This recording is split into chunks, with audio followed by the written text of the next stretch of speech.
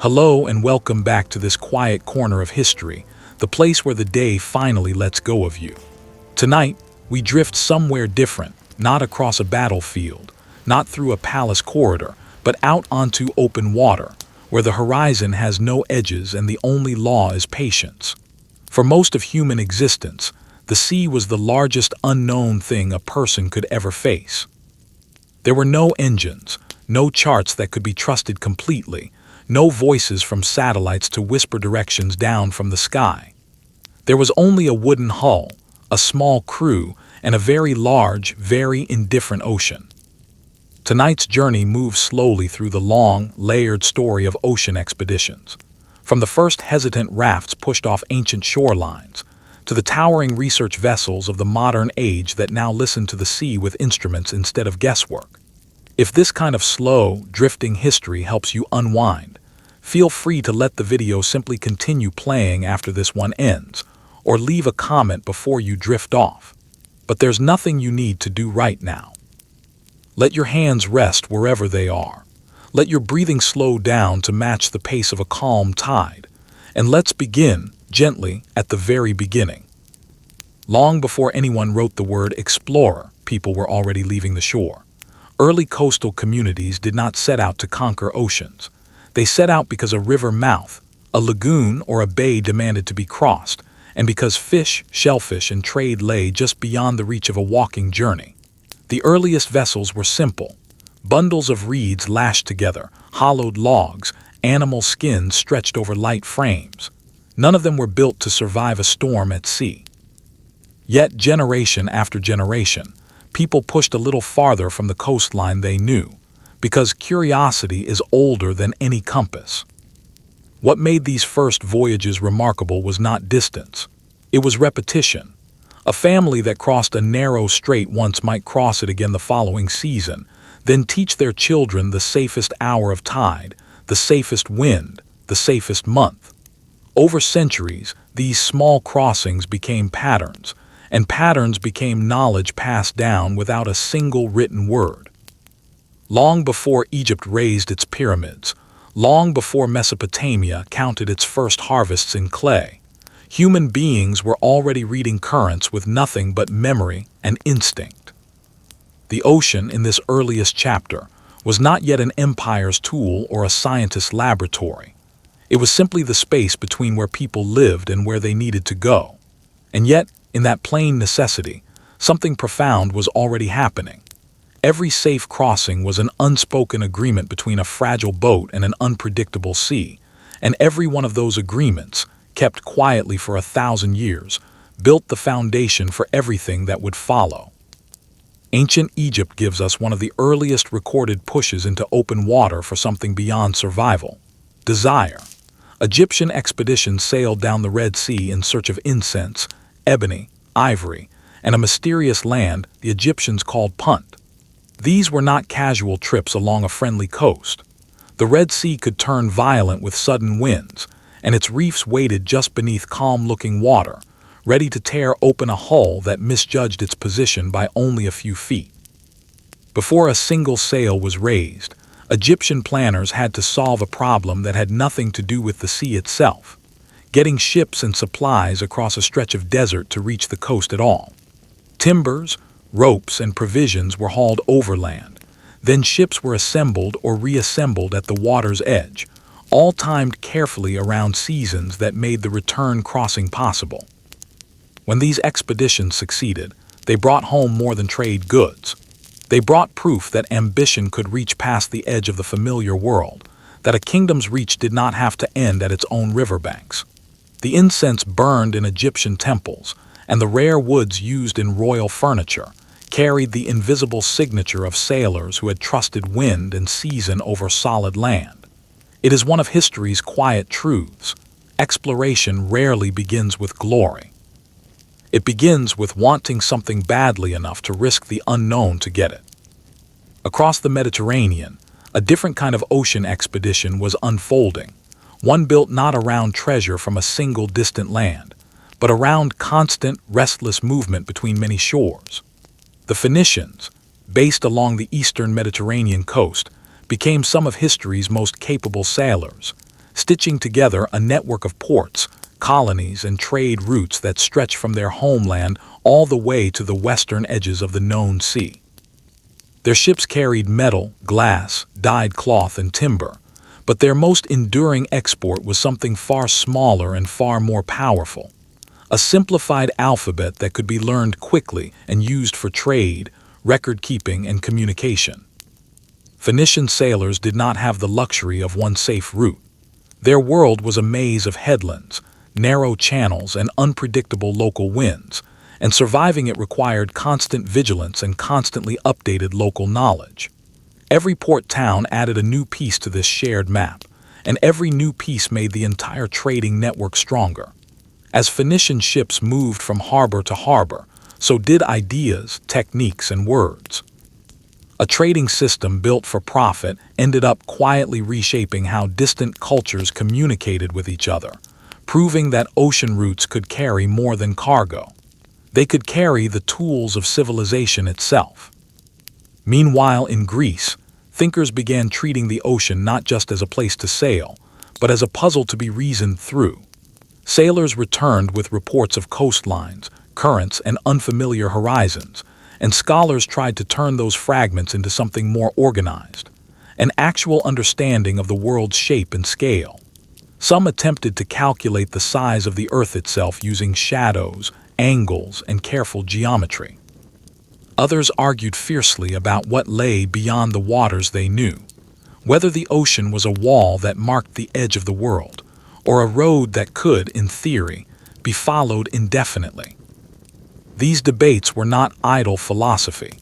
A merchant planning a voyage needed to know which claims were trustworthy, and a captain choosing a route needed practical guidance, not poetry.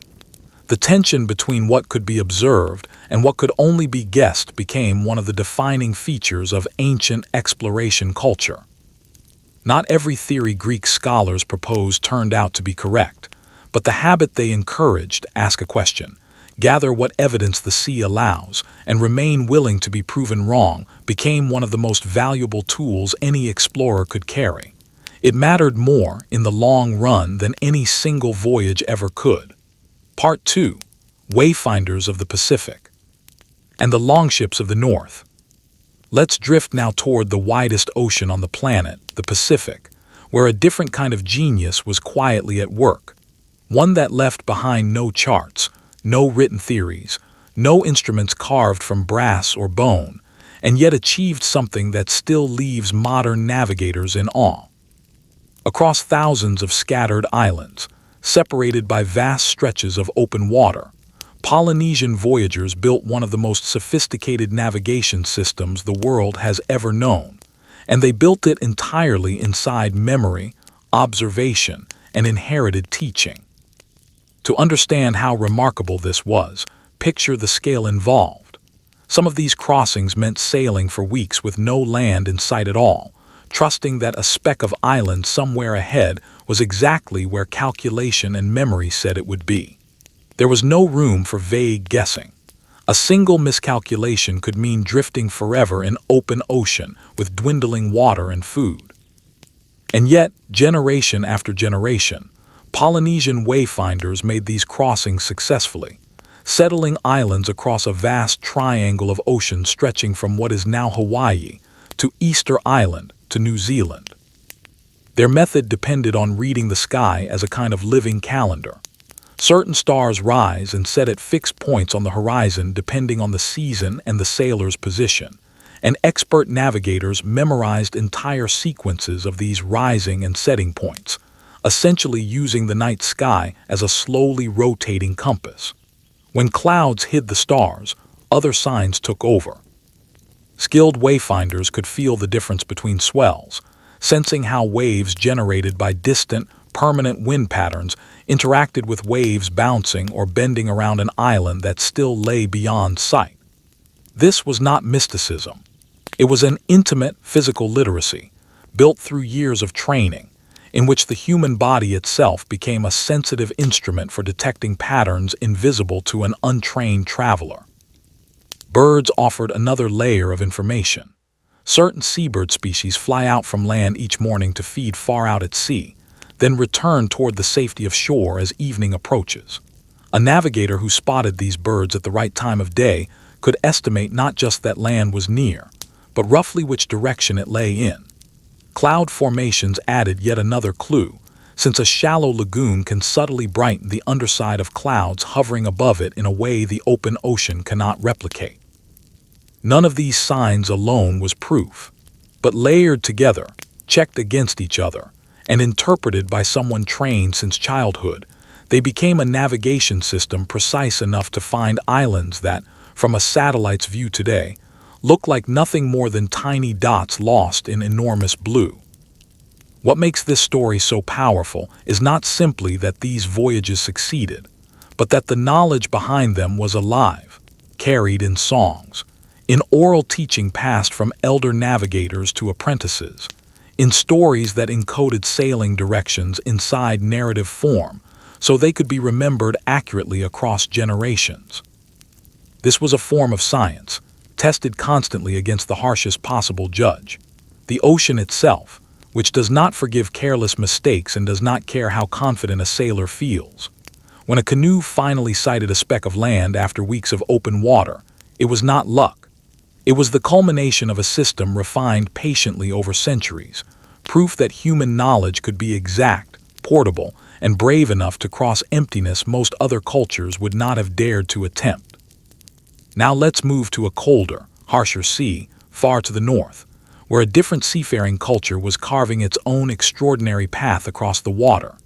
Scandinavian shipbuilders developed vessels that were lighter, faster, and more flexible than almost anything else being built in their era. These longships could ride the open swell of the North Atlantic, yet were shallow enough to slip up rivers and creep into fjords and estuaries far from the sea itself. That dual capability, ocean-worthy, yet river-capable, meant exploration for Norse sailors did not stop where the shoreline began. It simply changed shape. Setting out from Scandinavia, Norse sailors first reached Iceland, establishing settlements on an island of fire and ice that demanded new survival techniques from the very first winter. From Iceland, further voyages pushed toward Greenland, a place whose very name, according to later stories, was chosen deliberately to sound inviting to future settlers, even though the reality of its landscape was far harsher than the name implied. And from Greenland, expeditions pushed even farther west, eventually reaching the shores of North America itself, centuries before the more famous voyages that history books often credit as the first contact between Europe and the Americas. Archaeological evidence at a site in what is now Newfoundland confirms a genuine Norse presence in North America, complete with structures built in the same style used back in Scandinavia. This was not a single lucky landing. It reflected a pattern of exploration built in careful stages, where each new settlement became a launching point for the next voyage outward.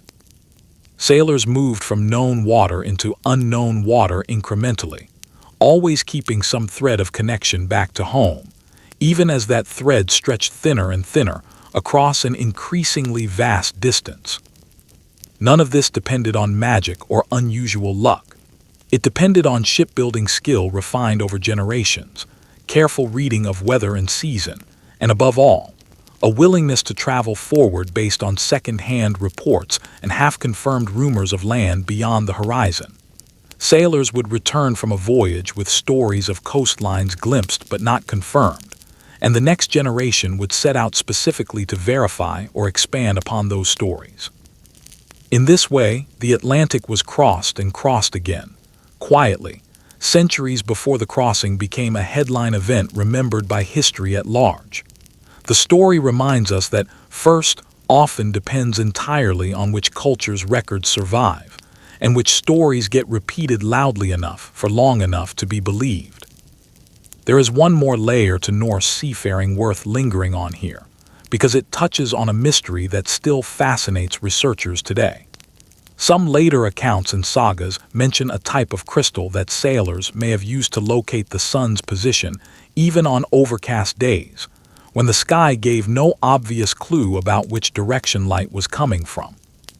The idea rests on a real physical property, Certain crystals can reveal patterns in polarized light that are invisible to the naked eye under normal circumstances. And in theory, a sailor trained to read these patterns could determine the sun's rough position even through cloud cover. Whether this tool was genuinely common aboard Norse ships, or whether it survives mostly as legend wrapped loosely around a kernel of real science, remains debated among historians. What the story does capture accurately is a broader truth about long ocean voyages in every era and every culture. Sailors will test almost anything that might reduce uncertainty, borrowing tricks from light, from birds, from waves, from the color of the horizon itself, simply because the alternative, sailing blind, was never an option worth accepting. As Norse sailors pushed westward and Polynesian navigators pushed across the vast Pacific, an entirely different kind of ocean expedition was unfolding on the far side of the world's largest continent. In the western Indian Ocean, sailors along the Arabian coastline and merchants from Swahili city-states in East Africa had learned something just as valuable as any single navigational trick. They had learned to read an entire ocean's breathing pattern. The Indian Ocean, unlike the open, unpredictable expanse of much of the Atlantic or Pacific, is shaped by monsoon winds that shift direction with remarkable seasonal reliability. Sailing here successfully meant planning a voyage almost like scheduling a long-distance journey with a dependable timetable. Depart when the winds blow outward, conduct business, then wait for the winds to reverse before attempting the return leg home. This rhythm created something remarkable, a stable, repeating web of trade and cultural exchange linking East Africa, the Arabian Peninsula, India, and lands even further east. Ports along this network became extraordinary meeting places, where ivory, gold, spices, textiles, and countless other goods changed hands, but where languages, religious ideas, architectural styles, and stories moved just as freely as merchandise. Navigators here built and shared knowledge that was intensely practical and passed down carefully across generations, because getting the timing wrong could strand a ship for months waiting for the wind to turn back in its favor. For these sailors, the ocean was never simply a dangerous blank space to be feared. It was understood as a corridor with a schedule, one that rewarded patience and careful timing, and punished those who tried to rush against nature's own calendar. When you understand a wind pattern deeply enough, the distance separating continents can start to feel less like a barrier and more like a bridge that predictably opens, and just as predictably closes again. While all of this seafaring knowledge was accumulating separately across different oceans and different cultures, a very different kind of curiosity was slowly emerging elsewhere, one focused not on finding new coastlines, but on understanding what lay beneath the surface of the water itself. For most of human history, people simply assumed the ocean floor could not be very far down. It seemed reasonable to imagine the seafloor as something like a nearby basin, a bottom that a sufficiently long rope could eventually reach without much difficulty or drama. That comfortable assumption began to crumble the moment sailors actually tried it. Early attempts at deep soundings involved lowering a weighted line over the side of a ship and simply waiting to feel it touch bottom. In many places, that wait grew long, longer than anyone expected. The rope kept sliding out, coil after coil, while the crew stood watching a line disappear into darkness with no end in sight. When the line eventually went slack, and sailors hauled it back up to check the number, the results were sobering. The ocean was not a shallow basin at all. It was an immense, vertical world, with depths that dwarfed anything sailors had previously imagined possible. This discovery reshaped practical decisions immediately. It affected where ships could safely anchor, how future underwater structures like cables might eventually need to be designed, and whether humanity could ever hope to reach the very deepest places on Earth. But the deeper impact was on imagination itself. If the sea held such tremendous depth, then perhaps it also held landscapes as varied and dramatic as anything found on dry land. Mountains, valleys, plains, and perhaps it held forms of life adapted to endure crushing pressure that no human body could ever survive unaided. A single simple act, dropping a weighted line straight down into darkness, quietly opened up an entirely new dimension of exploration. From this point onward, ocean expeditions were no longer only about moving horizontally across the surface of the sea. They had become, however slowly and however incompletely, a genuine descent into an unseen planet hidden within our own. Part 3. Circling the globe, and the captain who refused to let his crew die of neglect. Let's move now into an age when the ocean stopped being a collection of separate regional stories and slowly became understood as one single, continuous system.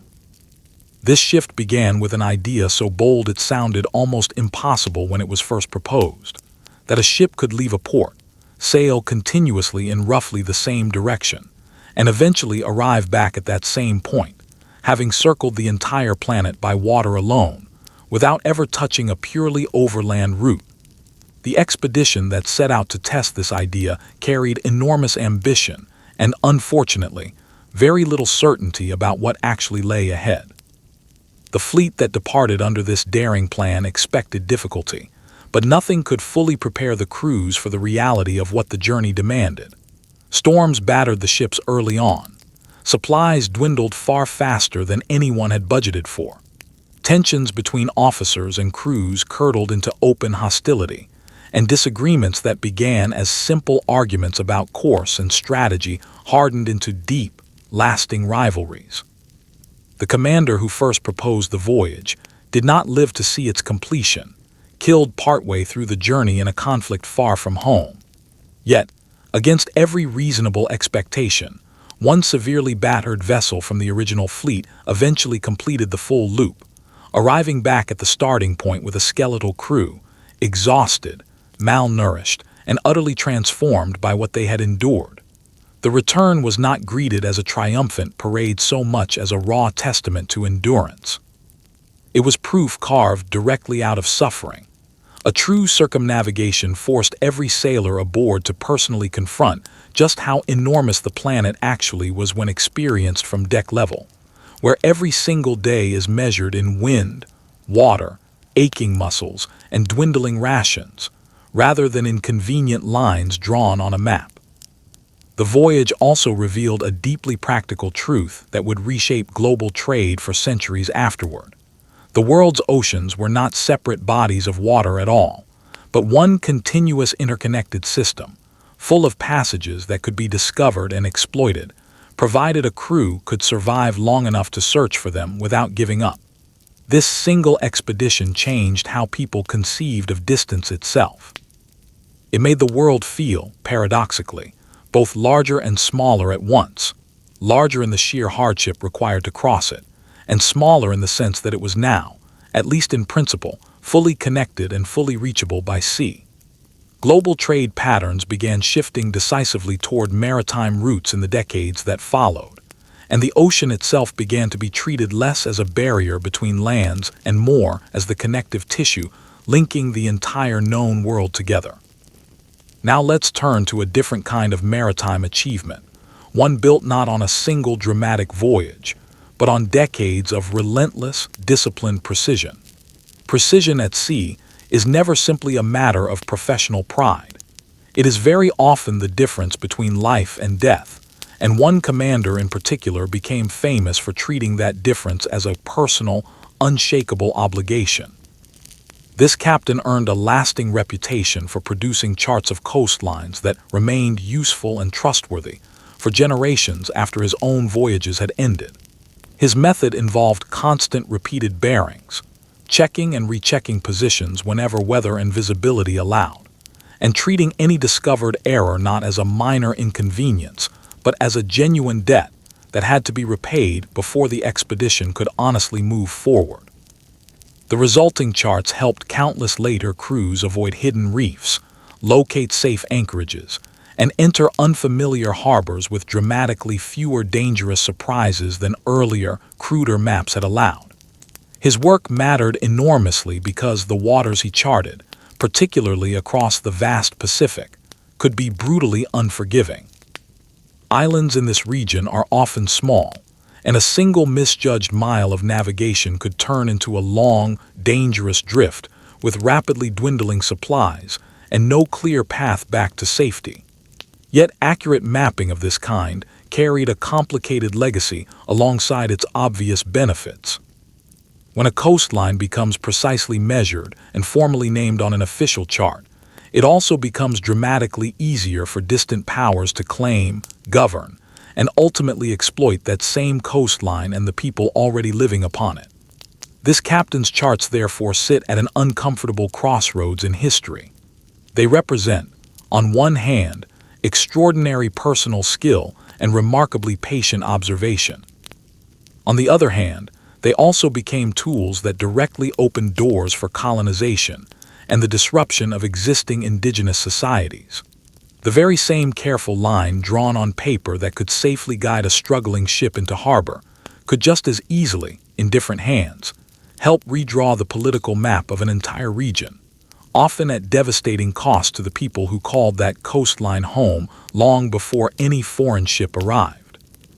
This same commander also tackled a problem that had quietly killed far more sailors across history than any storm, any reef, or any hostile encounter ever had. A slow, wasting illness that crept through long ocean voyages like a curse nobody could quite explain. Sailors on extended crossings began failing in a strange and genuinely terrifying way. Gums would swell and bleed. Old wounds and scars that had healed years earlier would mysteriously reopen. Legs grew weak and swollen. Exhaustion deepened into something closer to collapse. And ships that had departed port with strong, healthy crews sometimes arrived at their destination, looking more like a procession of ghosts than a functioning ship's company.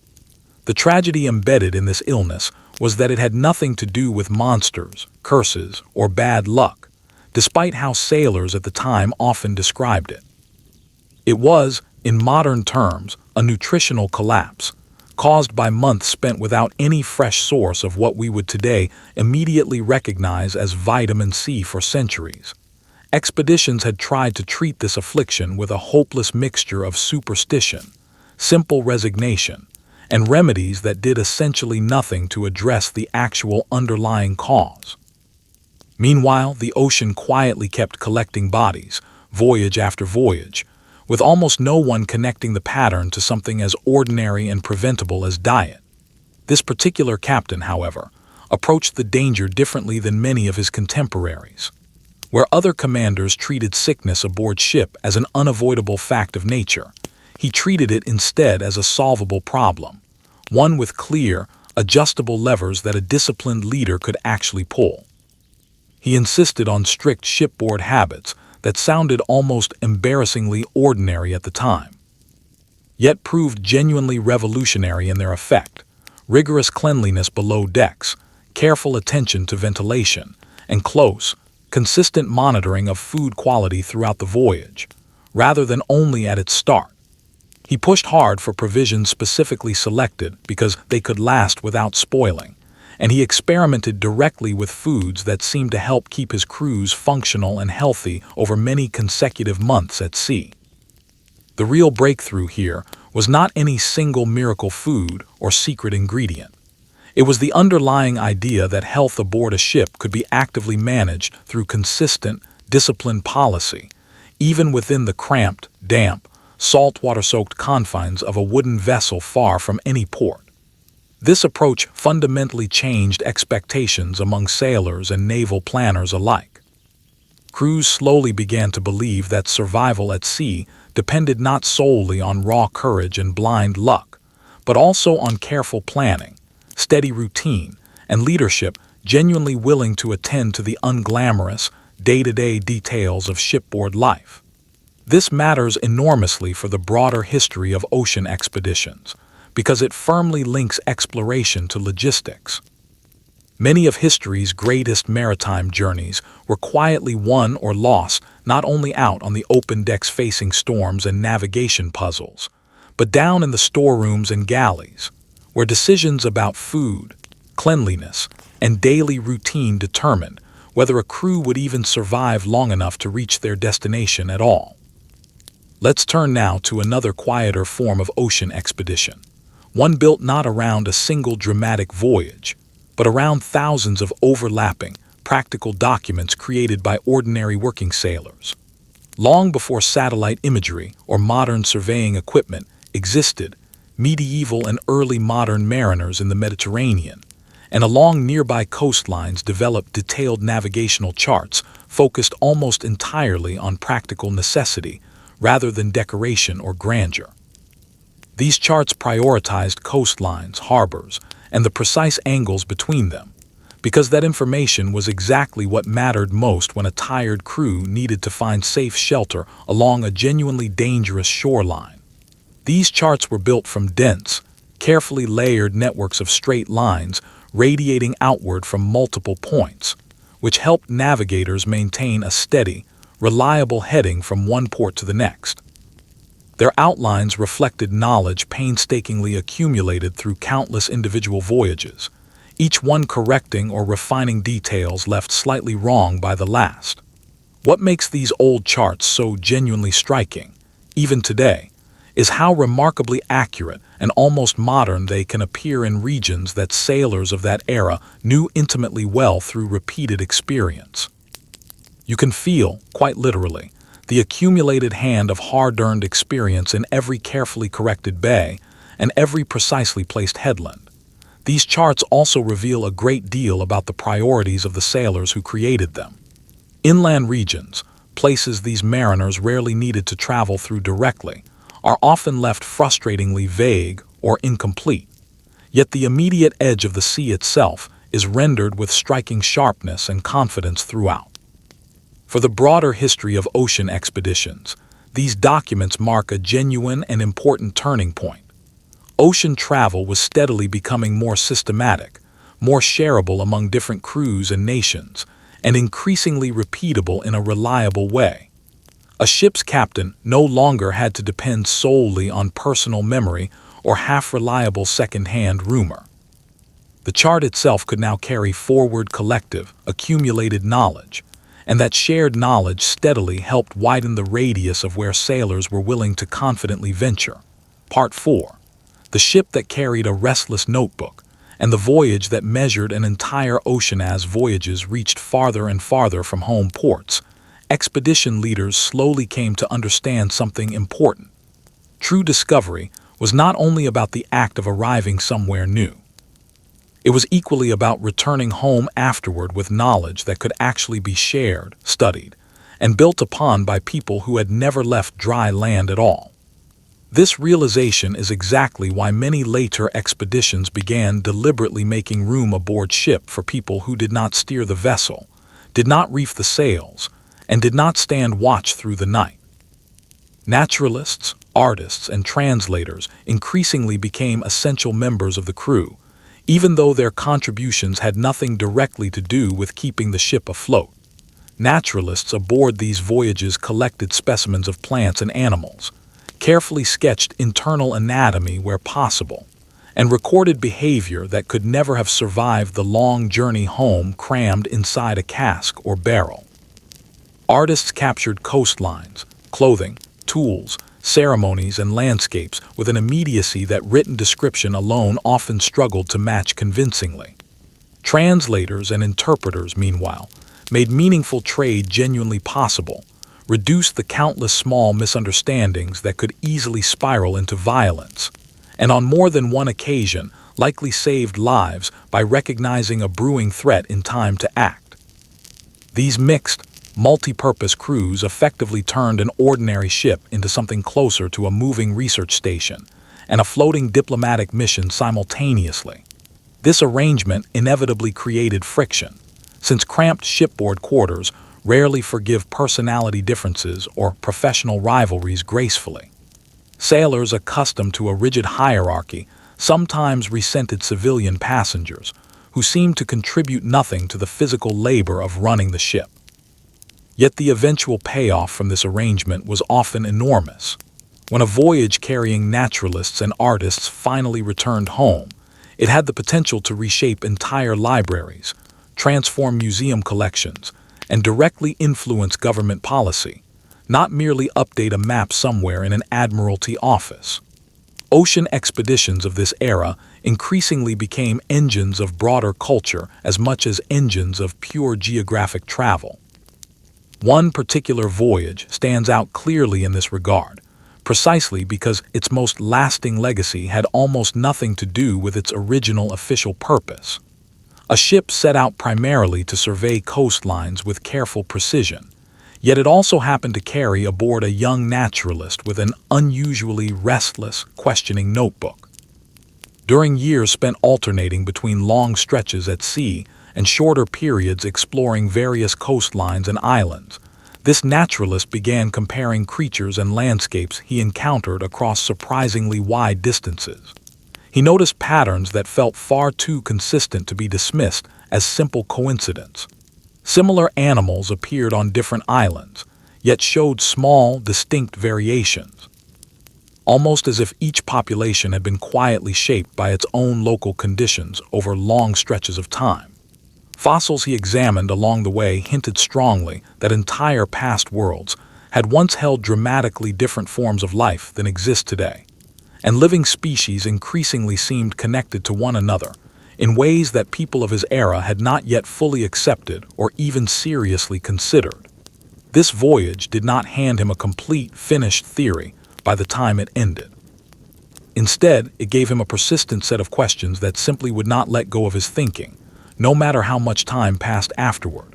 The long stretches of time spent at sea also gave him something genuinely rare for a scholar of his era: extended, uninterrupted time to think deeply, to revisit earlier observations with fresh eyes, and to weigh accumulating evidence carefully against existing belief, without the constant distractions of daily academic or social life back home.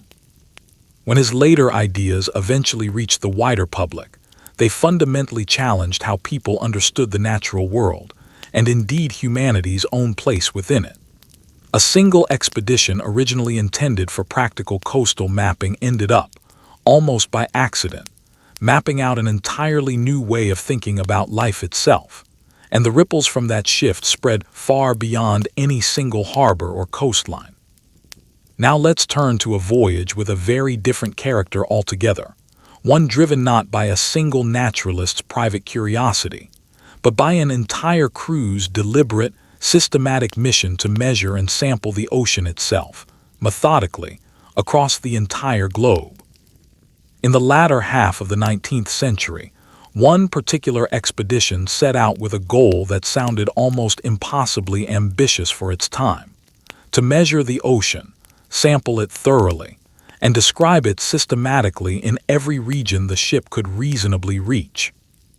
The crew aboard this expedition lowered weighted lines repeatedly to measure depth, hauled up samples of seafloor sediment from remarkable distances below the surface, and carefully collected water samples from many different depths and layers throughout the water column. They gathered biological specimens from locations no human being had ever physically visited before, then carefully preserved and shipped these specimens home to be studied in painstaking detail by scientists who would never themselves see the original collection site. This work was slow, repetitive, and often exhausting. Every single measurement station along the route required patience, careful coordination between different specialists aboard, and a genuine willingness to repeat identical tasks over and over again, often in genuinely rough and uncomfortable weather conditions. What made this particular voyage so quietly revolutionary was its underlying intent. It treated the entire ocean as something that could be systematically investigated using consistent, repeatable scientific methods, rather than relying on scattered anecdotes and second-hand sailors' tales, as earlier generations largely had. The results eventually filled multiple thick volumes of scientific literature and directly shaped the emerging technical language of an entirely new field: oceanography. Depth, temperature, chemical composition, and biological life were, for the first time, systematically linked together into one coherent evidence-based story about how the ocean actually functions as an interconnected system.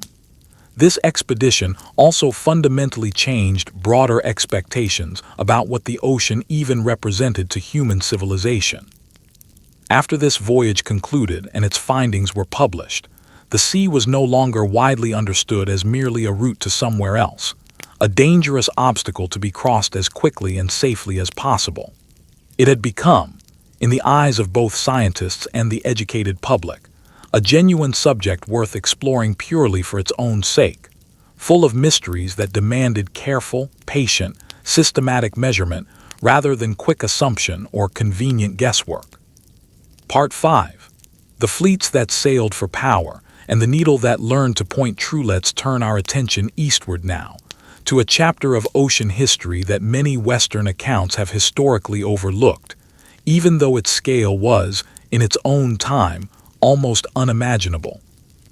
In the early years of one of China's great imperial dynasties, the state itself sponsored a series of enormous maritime expeditions under the command of a trusted admiral, expeditions that dwarfed almost anything Europe would produce for another century afterward. These voyages were not modest trading missions undertaken by a handful of merchant vessels. They involved massive fleets carrying soldiers, skilled interpreters, craftspeople of every kind, and official diplomats, all traveling alongside cargo specifically chosen to impress and to demonstrate the wealth and reach of the empire that sent them. The fleets traveled through Southeast Asia and across the wide expanse of the Indian Ocean, visiting bustling ports where local merchants already traded actively in spices, fine textiles, and precious goods of every description. These expeditions were driven by a purpose that combined discovery with something closer to calculated political theater. A truly enormous fleet arriving unannounced in a foreign harbor could settle long-standing disputes between rival local powers, secure valuable new alliances, and broadcast the unmistakable authority of a distant emperor without a single shot ever needing to be fired. Gifts flowed generously outward from the fleet to local rulers, and tribute flowed back in return, creating an elaborate, carefully choreographed political performance played out entirely on the water, harbor by harbor. The sheer physical scale of these ships genuinely startled foreign observers who witnessed them arrive, and later retellings of these voyages blended solid historical fact with elements of legend almost immediately, making it difficult even now to separate precise details from exaggeration. Yet even accounting generously for later embellishment, the underlying message remains unmistakably clear. Large-scale ocean exploration was never solely a European achievement or a European story. Great maritime states rose to prominence in numerous other regions of the world as well, and they used the ocean as a genuine stage for diplomacy, strategic calculation, and the open display of imperial power, long before European fleets began asserting similar dominance over the same waters. These expeditions eventually ended, for reasons still debated by historians today, involving shifting political priorities back home, changing court politics, and a deliberate turn toward different national concerns. Yet the fleets left behind an enduring reminder that the urge to explore, to project power across open water, and to connect distant peoples through organized maritime contact has never belonged exclusively to any single culture or continent. It has appeared, again and again, wherever a society developed both the shipbuilding skill and the accumulated wealth necessary to attempt it. Now let's shift our attention to a smaller, quieter kind of maritime technology, one that ultimately proved just as transformative to global exploration as any single expedition, however grand. A compass seems almost embarrassingly simple in concept, until you actually imagine relying on one in genuinely difficult conditions, when thick clouds hide every star overhead and no coastline is anywhere in sight to offer reassurance. The shift from navigating primarily by familiar coastal landmarks to confidently navigating across truly open water required an entirely new kind of trust, placed not in a person's memory or experience, but in a simple physical object that pointed steadily in one direction while the surrounding world pitched, rolled, and moved unpredictably beneath it. Chinese mariners were among the earliest to seriously develop and practically apply magnetic direction-finding techniques at sea, using early compass designs to hold a steady, reliable course, even when poor visibility made every other navigational method completely useless. This newfound reliability changed fundamentally what an ocean voyage could realistically attempt to achieve. Ships could now aim confidently for distant, specific targets with far fewer intermediate stops along established coastlines, and merchants could plan ambitious new trade routes that were no longer rigidly chained to constantly staying within sight of familiar shore. The compass also transformed decision-making processes aboard ship in more subtle ways. It gave ship captains a single steady, unemotional point of reference to fall back on whenever heated arguments broke out among the crew, whenever fear began to spread following a bad omen, or whenever a sudden storm violently scattered every other available bearing a crew might normally rely upon. The broader history of ocean expeditions repeatedly demonstrates how frequently vast, seemingly impossible spaces are made genuinely manageable by surprisingly tiny inventions. A small magnetized pointer, whether floating delicately in a bowl of water or balanced carefully on a fine pivot, could ultimately become the entire difference between a ship drifting helplessly in circles for days and that same ship arriving confidently, weeks later, at precisely the destination its captain had originally intended to reach. Yet even with a reliable compass firmly in hand, one enormous navigational problem remained stubbornly, dangerously unsolved for centuries afterward, and it would eventually claim far more lives than any single storm or hostile encounter at sea ever managed to. Knowing your latitude, your position north or south, could reliably keep a ship from drifting dangerously close toward a hostile or unfamiliar coastline. But knowing your longitude, your position east or west, was an entirely different and far more difficult challenge, one that could genuinely mean the difference between safe arrival and a ship simply vanishing without explanation. For many long centuries, sailors could only estimate their east-west position quite loosely, using rough calculations based on speed, elapsed time, and compass heading. Small errors in these calculations, individually insignificant, would steadily compound over the course of a long ocean, crossing into genuinely enormous, life-threatening danger. A ship's crew might sincerely believe themselves to be safely positioned well offshore, only to discover, often far too late, that dangerous reefs waited directly ahead in the darkness, precisely where no one aboard expected any hazard at all. This persistent uncertainty transformed ordinary navigation into a source of constant, quiet anxiety, and it made even the most carefully drawn charts feel like fragile promises that might break apart at absolutely any moment, without warning. Various governments eventually began offering substantial financial rewards to anyone who could produce a genuinely reliable, practical solution to this problem.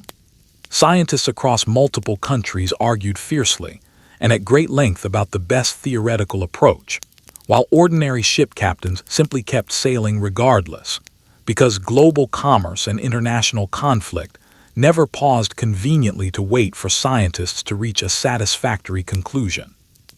The deeper heartbreak buried within this whole longitude problem is that the ocean punished even entirely honest, well-intentioned mistakes with equal severity.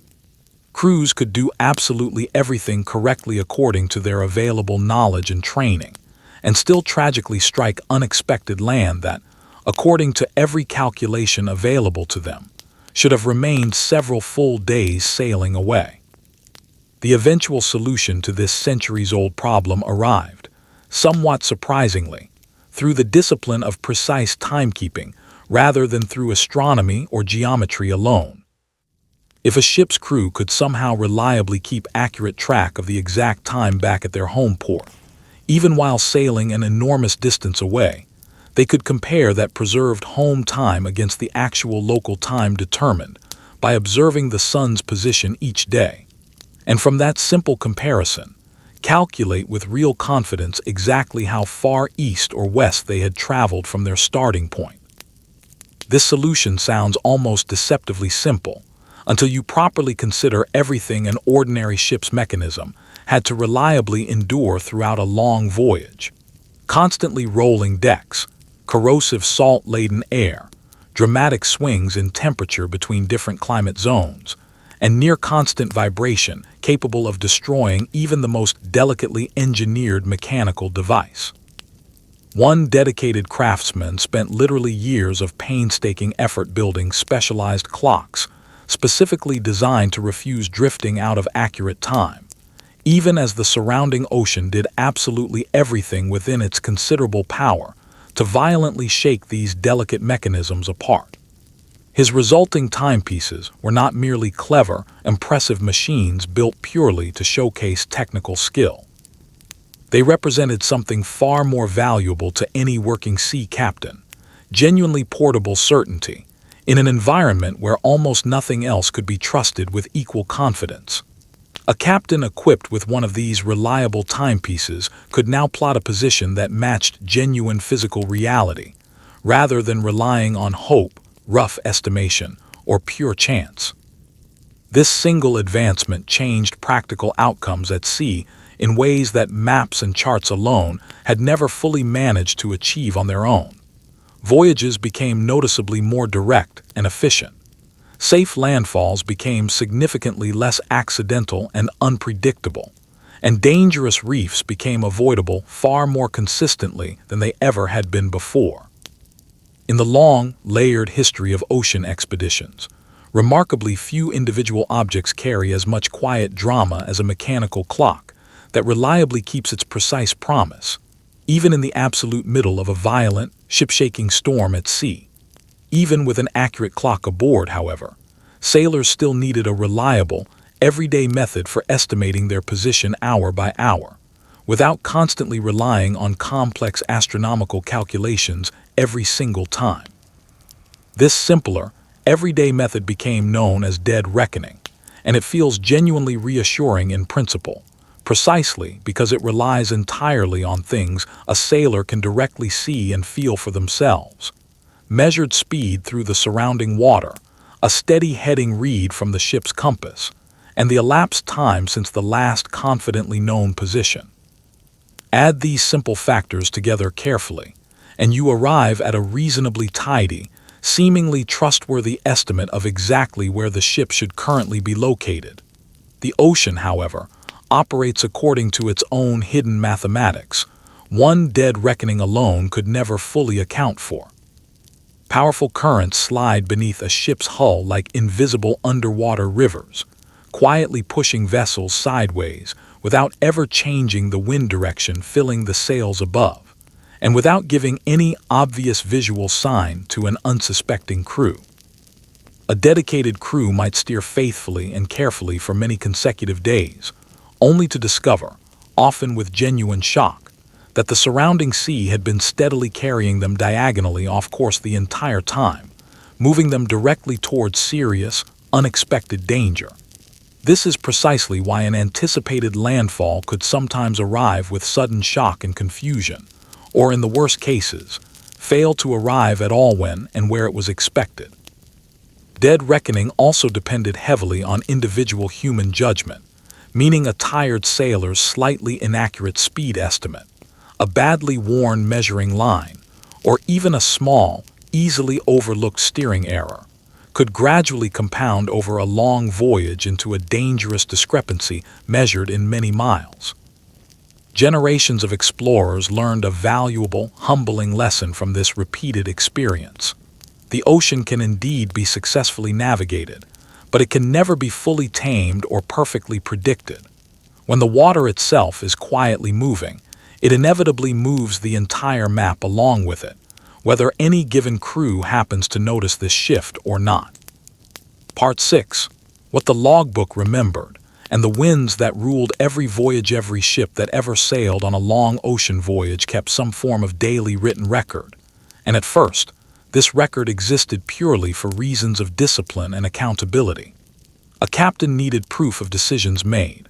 A company needed evidence of cargo handled correctly, and an admiralty needed a clear account of how a voyage had actually unfolded, day by day, in case anything later went wrong. Yet almost without anyone fully intending it, this humble daily habit quietly became one of the greatest hidden treasures in the entire history of ocean science.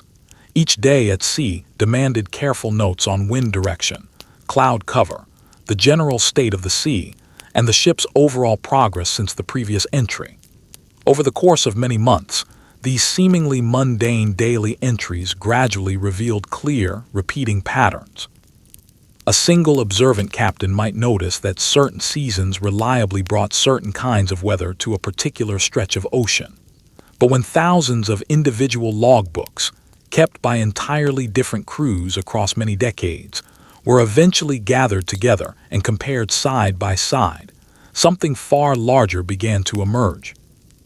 Researchers could identify precisely where storms tended to form most frequently, where dangerous calms tended to linger far longer than expected, and how ocean currents actually behaved differently across various distinct regions of the globe. These logbooks also captured something more than dry, technical data. They preserved the genuinely human side of ocean exploration, recorded in plain, unpolished, everyday language. Entries mentioned broken masts repaired under difficult conditions, strange unexplained lights glimpsed on the horizon at night, unfamiliar bird species spotted for the first time, and the shifting emotional atmosphere among a tired, homesick crew. Later researchers, working many years afterward, learned to read these old pages carefully as genuine scientific data, even though the original sailors who wrote them down could never have imagined their private daily notes would eventually be studied so carefully by scientists.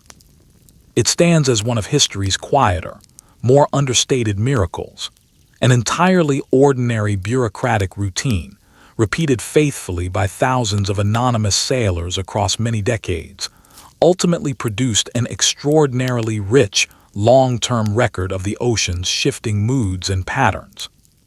Through this accumulated effort, the sea gradually transformed from a scattered collection of individual sailors' stories into a place that could genuinely be compared, carefully mapped, and rigorously studied using real evidence. This same slow accumulation of practical, hard-won knowledge extended to something far more subtle than weather patterns alone: the actual physical behavior of waves and swells moving across open water. Experienced sailors gradually learned that approaching land announces itself in ways that are remarkably easy to overlook entirely, unless a sailor has specifically been trained to notice these subtle signals. Long before any actual shoreline becomes visible on the horizon, islands can noticeably shape the surrounding water around them in distinctive ways. Ocean swells reflect off underwater features, refract around hidden obstacles, and interfere with each other in complex patterns, creating a distinctive rhythm in the water that experienced sailors could genuinely feel transmitted directly through the hull of their ship. Near land, sailors might also encounter floating debris carried out from shore, notice unfamiliar seabird species not typically found in open water, or observe a subtle but distinct shift in the actual color of the surrounding seawater itself. Yet among all these various signals, the pattern of ocean swells remained the single most reliable and consistent companion for an experienced navigator. A swell can travel truly enormous distances across open ocean, effectively carrying information forward like a silent, patient messenger, sent well ahead of the land that originally created it. This particular kind of practical knowledge proved genuinely difficult to write down clearly or teach through books alone, and consequently it was frequently dismissed or misunderstood entirely by outside observers unfamiliar with life at sea. Yet among working sailors themselves, it remained intensely practical and quietly powerful knowledge. When a sailor learns to reliably sense approaching land through nothing more than the subtle movement of water beneath their feet, the ocean's horizon gradually stops feeling like an impenetrable wall. It becomes instead something closer to a thin veil, one that can genuinely be read carefully, and sometimes confidently crossed well before it becomes visible to the naked eye. Beyond these subtle physical signals in the water itself, sailors also gradually learn to work with much larger, more predictable systems governing the very air above the ocean's surface. In tropical regions specifically, the Earth's atmosphere naturally establishes remarkably reliable belts of wind that blow with impressive consistency throughout much of the year. Sailors gradually discovered that these dependable trade winds could carry a ship steadily westward at genuinely impressive speed, provided the ship first entered precisely the correct latitude to catch this favorable wind pattern. Making the return journey home, however, typically meant deliberately seeking out an entirely different band of wind blowing in a different direction, which naturally created large looping trade routes that steadily shaped exactly where ships tended to travel, and consequently, which particular ports gradually grew wealthy from the resulting steady traffic. Once these broader wind patterns became genuinely well understood by navigators and shipping companies alike, the overall character of ocean exploration itself noticeably shifted in tone. Voyages increasingly became carefully planned, repeatable systems, rather than remaining risky, one-off gambles undertaken purely on hope and rough guesswork. This improved efficiency directly fed rapid commercial expansion, and that same expansion, unfortunately, directly fed increasingly aggressive conquest and colonization efforts across many regions of the world. Colonization did not happen purely because distant powers simply desired more land for its own sake.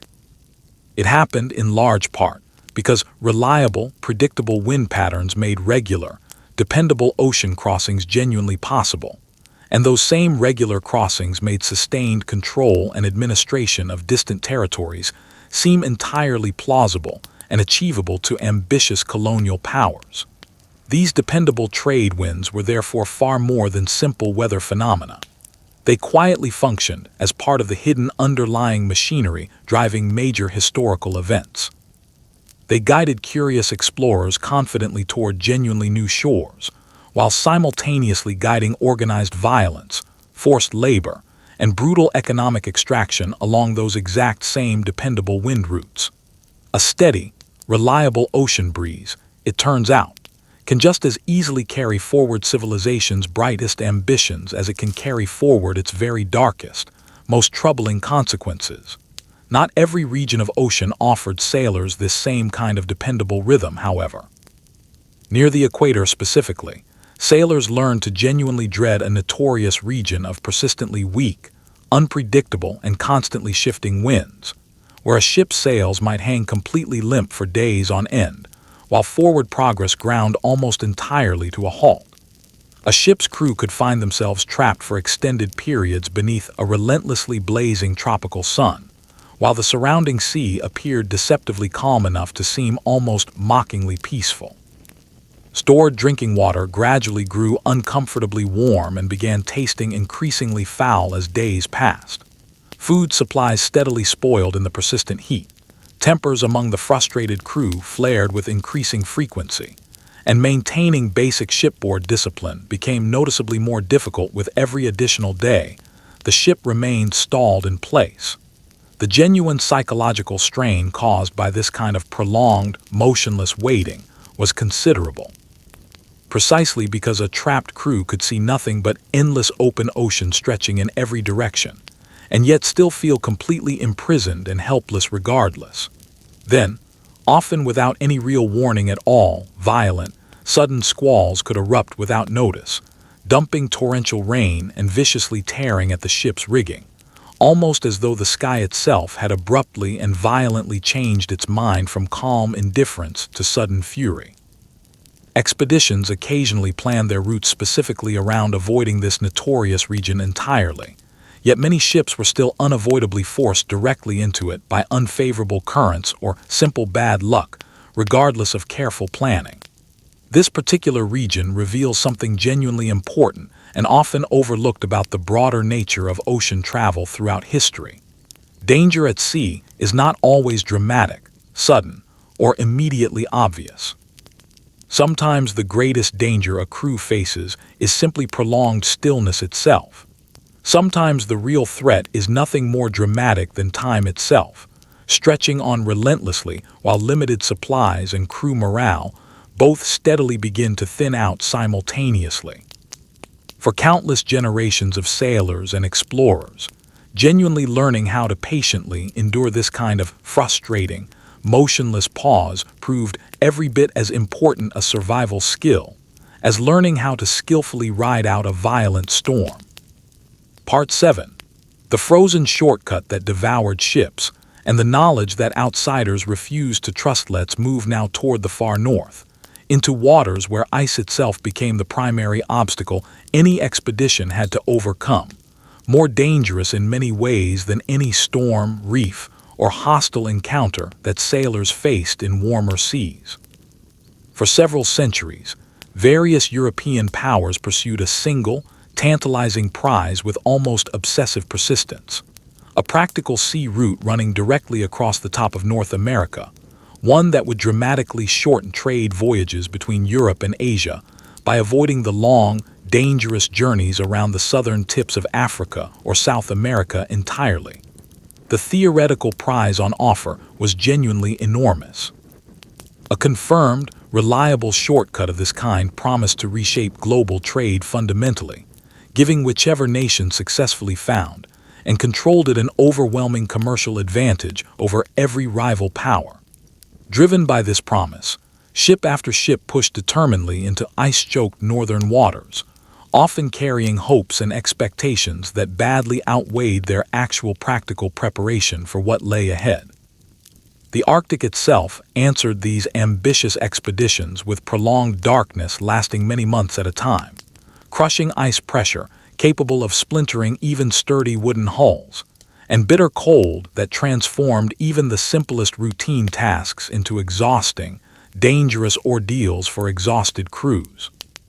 Crew members aboard these Arctic expeditions constantly battled scurvy, severe frostbite, and persistent hunger, while the surrounding ice itself effectively decided, largely without warning, whether the ship would be permitted to move forward at all during any given day or week.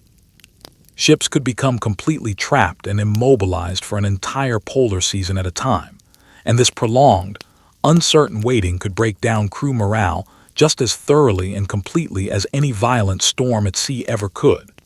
Yet expedition after expedition continued setting out into these dangerous waters, because the potential reward genuinely felt, to ambitious sailors and their financial backers alike, like nothing less than a key to controlling world trade itself.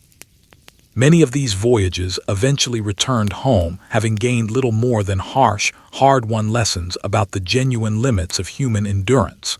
Many other voyages, tragically, never returned home at all. The long, difficult history of searching for this elusive Northwest Passage stands as a powerful reminder that exploration throughout history is not always a heroic, triumphant story.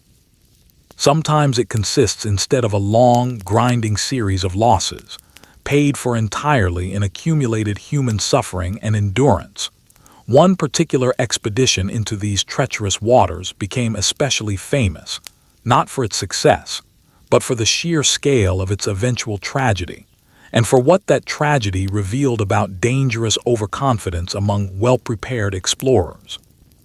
When this particular commander set sail into the Arctic with 2 well-equipped ships, carrying carefully trained crews and supplies specifically calculated to last for years if necessary, the entire venture carried an unmistakable sense of confidence, prestige, and genuine belief that modern organizational planning and superior technology could finally solve obstacles that had defeated countless previous expeditions. Then, gradually but relentlessly, the surrounding ice closed in around the ships, and virtually every careful plan the expedition had prepared simply stopped mattering in any practical sense. The expedition itself effectively vanished into a harsh, unforgiving landscape that shows absolutely no mercy toward unexpected delays or miscalculations. And the years that slowly followed became an agonizing, deeply painful mystery for the waiting families back home, and eventually for entire governments that launched repeated search expeditions, hopping desperately to learn what had actually happened. Search parties sent out over subsequent years gradually discovered scattered physical traces, strongly suggesting that the trapped crew had eventually suffered through severe hunger, extreme cold, and increasingly desperate decision-making, as conditions aboard the icebound ship steadily worsened over time. What makes this particular tragedy feel so genuinely haunting, even generations later, is precisely how thoroughly ordinary and confident its beginning had originally appeared. Formal departure orders were issued through normal official channels.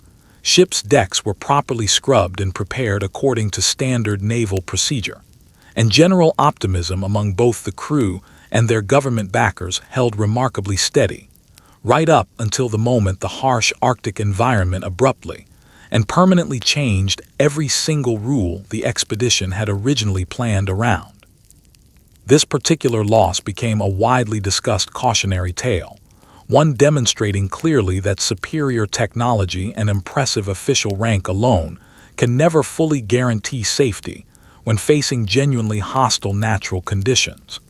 In the unforgiving Arctic environment specifically, simple humility is not merely a nice, optional virtue for a ship's commander to display. It functions instead as an absolutely essential, practical survival tool, one that this particular ill-fated commander and his crew tragically lacked in sufficient measure. The lasting lesson drawn afterward by later Arctic explorers was unmistakably clear. Respect the genuine limits imposed by the environment itself, and always plan carefully and specifically for the difficult moment when initial confidence inevitably begins to fail under pressure.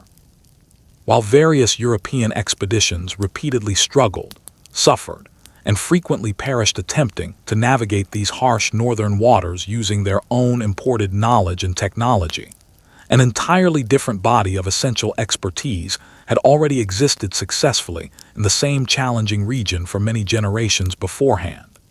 In the far northern regions, genuine local expertise was never merely a helpful supplement to formal European navigation techniques. It very often represented the crucial, decisive difference between successfully surviving a harsh Arctic winter and simply disappearing without a trace, as so many well-equipped European expeditions unfortunately did. Indigenous Arctic communities possess deep, sophisticated understanding of sea ice as a constantly shifting, living terrain, one containing genuinely safe travel paths, dangerous pressure ridges capable of crushing a boat instantly, and distinct seasonal rhythms that outside visitors frequently misread entirely, often with fatal consequences. These experienced local communities understood precisely how to travel safely even when visibility had completely vanished in blinding snow, how to reliably locate food sources in landscapes where an untrained outside observer would see absolutely nothing but featureless white in every direction, and how to correctly interpret subtle environmental warning signs that consistently arrived well before any dangerous storm actually broke. Their carefully developed tools and specialized clothing were precisely adapted to the harsh local environment, constructed from locally available materials that had been thoroughly tested and refined across countless preceding generations of practical experience. When struggling European expeditions eventually did seek out and genuinely listen to local indigenous guidance, that guidance frequently meant the crucial practical difference between choosing safer travel routes, building more effective emergency shelter, and ultimately making better life-or-death decisions overall.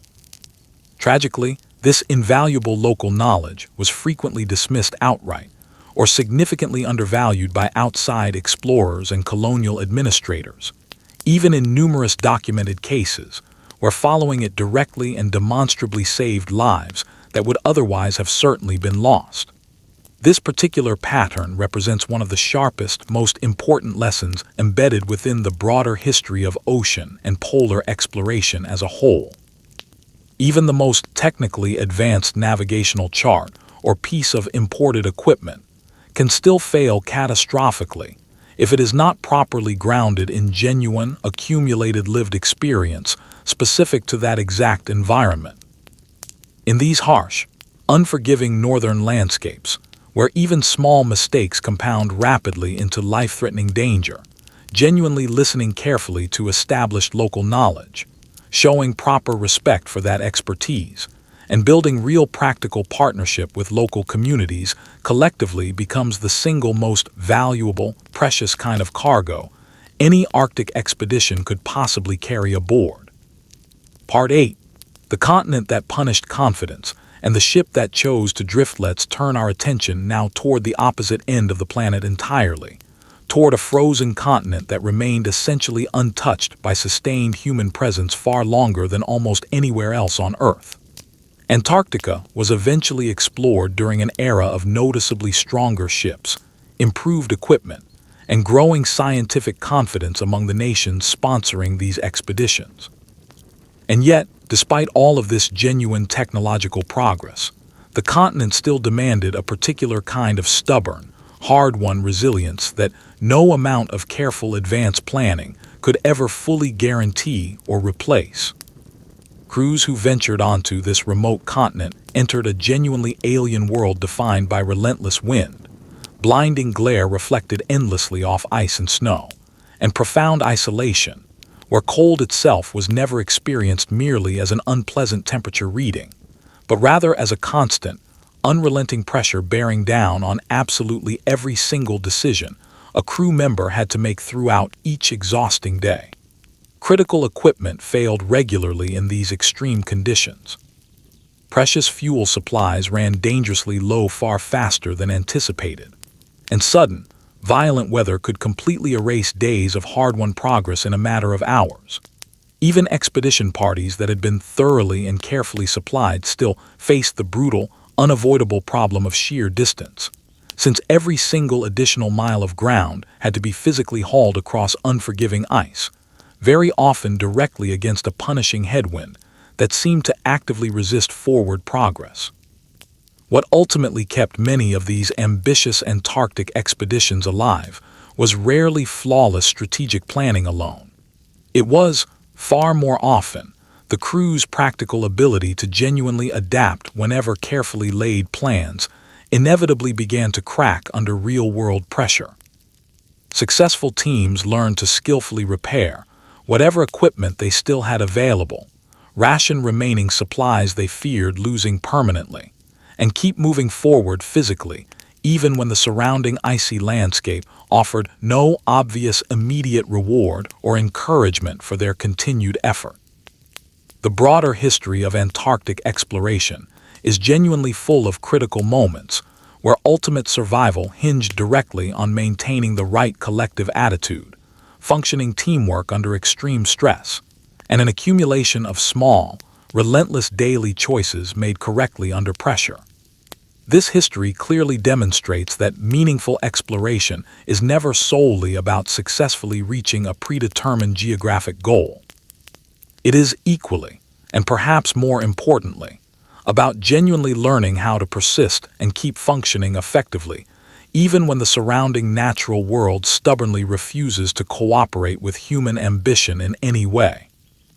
One particular Antarctic expedition became especially legendary, not because it achieved its original stated goal, but precisely because of the extraordinary way its leader managed to keep every single member of his crew alive despite catastrophic, near-total failure of the original plan. This commander's ship became gradually trapped within thick pack ice and was eventually crushed and completely destroyed by the relentless surrounding pressure, transforming what had originally been an ambitious scientific and exploratory expedition into an increasingly desperate, sustained fight simply to keep every single person aboard alive under horrific conditions. What followed this catastrophic loss of the ship itself was leadership demonstrated at its most genuinely practical and effective.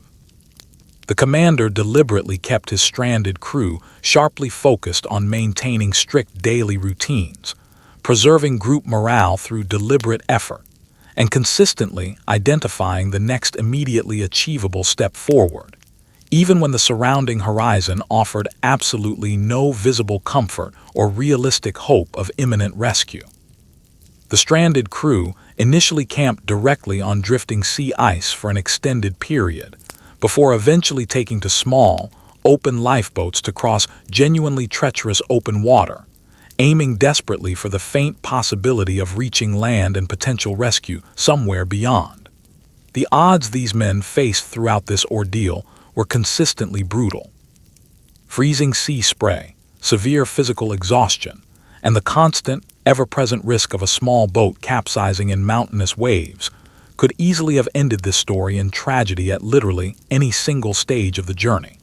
Instead, the expedition's commander pushed forward determinedly with only a small selected party in one lifeboat, specifically to seek outside rescue, then deliberately returned afterward to successfully retrieve the remaining crew members he had been forced to leave behind temporarily.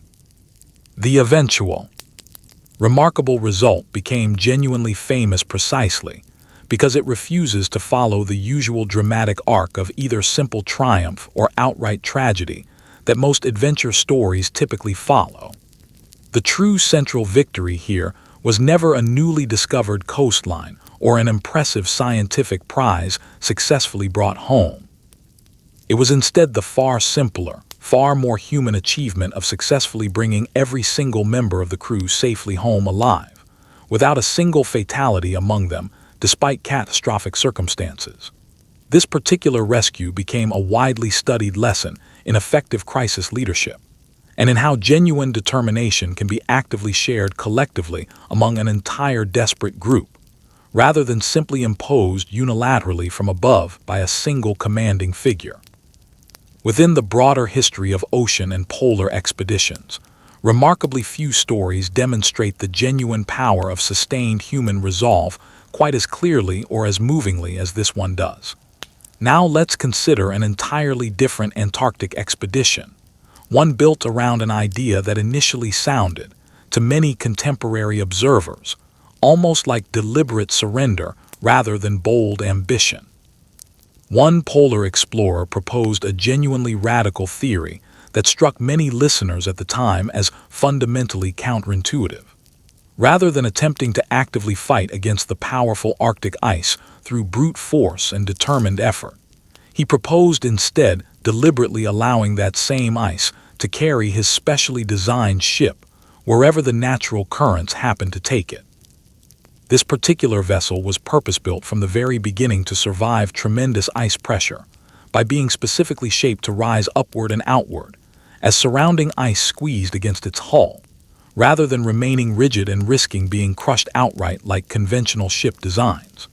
The crew then deliberately allowed their vessel to freeze solidly into the surrounding ice pack on purpose, rather than desperately trying to avoid this fate as most other Arctic expeditions instinctively attempted. What followed were months that gradually stretched into multiple full years, as the ship slowly drifted along with poorly understood Arctic currents, definitively proving in the process that the ice itself could genuinely function as a slow-moving natural platform for scientific observation and travel. This entire approach was never simply passive waiting disguised as bold exploration. It represented, in practice, an extremely disciplined program of careful scientific observation, strict rationing of limited supplies, and constant underlying readiness for sudden, unpredictable change at any moment. This bold experiment tested a genuinely radical scientific theory about the precise nature of Arctic ice drift, while simultaneously testing the outer limits of basic human patience and endurance under prolonged, monotonous conditions. Try to imagine genuinely knowing, with scientific certainty, that your ship is continuously traveling across the ocean, yet still visually observing almost no meaningful change in the surrounding scenery day after day after day, trapped beneath an unchanging ceiling of persistent cold and ice. This particular drifting voyage demonstrated an entirely different style of exploration than the more common, more celebrated stories of dramatic conquest and forceful achievement.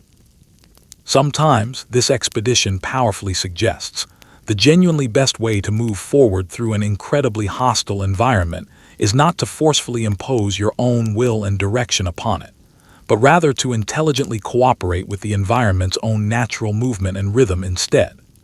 This represents exploration achieved through patient trust, careful engineering, and simple sustained nerve, rather than through direct confrontation or brute force. And this particular unconventional approach subsequently changed how numerous later polar expeditions fundamentally thought about the entire concept of long-term Arctic and Antarctic travel and survival strategy going forward. Part 9. The ocean that broke ships and the hunt that mapped a world while emptying it. Let's drift southward now, toward a stretch of open water that earned its fearsome reputation the hard way, through centuries of repeated punishment dealt out to every ship that dared attempt to cross it.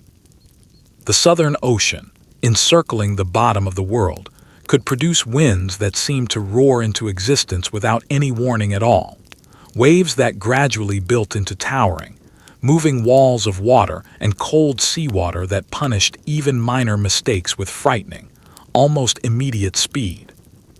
Early ships that attempted to cross these punishing latitudes encountered seas that genuinely felt alive beneath them, rising and violently breaking with tremendous force that made rigging scream under strain and heavy timbers groan audibly with every passing swell.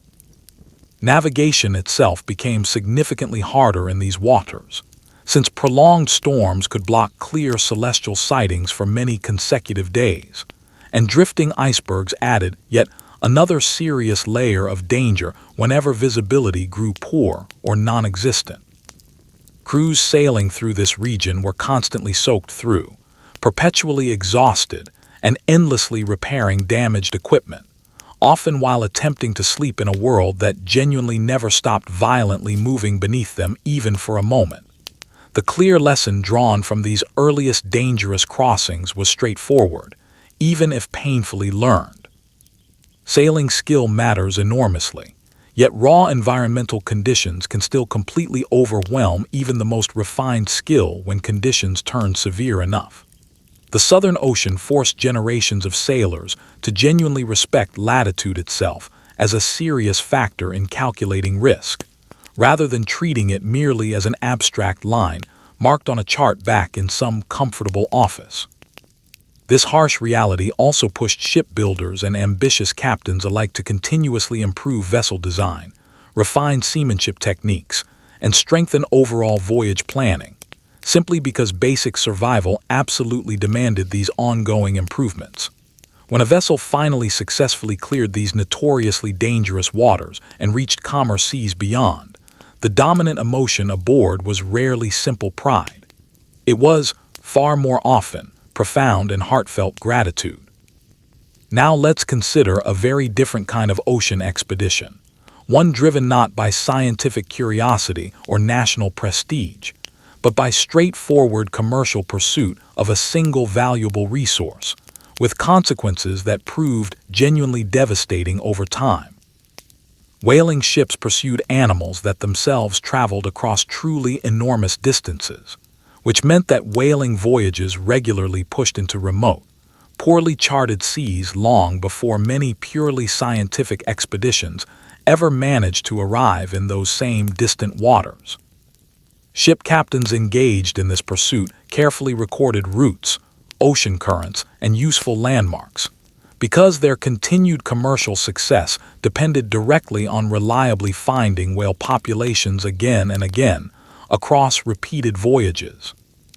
Over time, this accumulated practical record, gathered purely for commercial reasons, ended up constructing a surprisingly detailed rough map of the world's oceans, shaped almost entirely by relentless pursuit and financial profit rather than by any purely scientific motivation.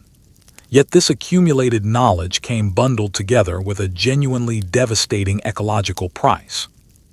Whale populations across multiple species were hunted extremely hard, and several species were pushed dangerously close to complete collapse as commercial demand grew steadily for whale oil, baleen, and various other profitable whale-derived products. These extensive whaling voyages also fundamentally transformed numerous coastal economies around the world, building substantial fortunes and fueling entirely new industries, even while the very living resource that originally supported this profitable trade steadily diminished toward near extinction in many regions. This particular chapter of ocean history remains genuinely uncomfortable to examine honestly, and it probably should remain uncomfortable. Ocean expeditions throughout history very frequently mix genuine scientific curiosity together with straightforward commercial extraction, and organized whaling represents one of the most vivid, clear-cut examples of this uneasy combination. This activity dramatically expanded human reach into increasingly distant, previously unexplored waters, while simultaneously proving conclusively that the ocean's apparent natural abundance was never truly limitless or endlessly renewable. When modern conservation movements eventually emerged many decades later, they developed in significant part precisely because people had finally recognized the severe, undeniable cost of treating abundant wildlife populations as an endless, inexhaustible commercial supply. The old whaling charts themselves remained useful and accurate long afterward, yet the increasingly absent whale populations that originally created those charts became, in their own tragic way, a quieter but far harsher map illustrating the true long-term consequences of unchecked extraction. Beyond commercial whaling, another powerful driver quietly reshaped ship design and maritime technology throughout numerous historical eras: organized warfare conducted at sea. Naval conflict has always functioned as an unusually brutal practical laboratory for testing new maritime ideas under maximum real-world pressure. When a crew's basic survival depends directly on a ship's speed, structural stability, and overall endurance under fire, competing naval powers inevitably invest heavily in developing better hull shapes, stronger construction materials, and more reliable steering and signaling systems. Actual combat conditions exposed underlying design weaknesses extremely quickly and mercilessly.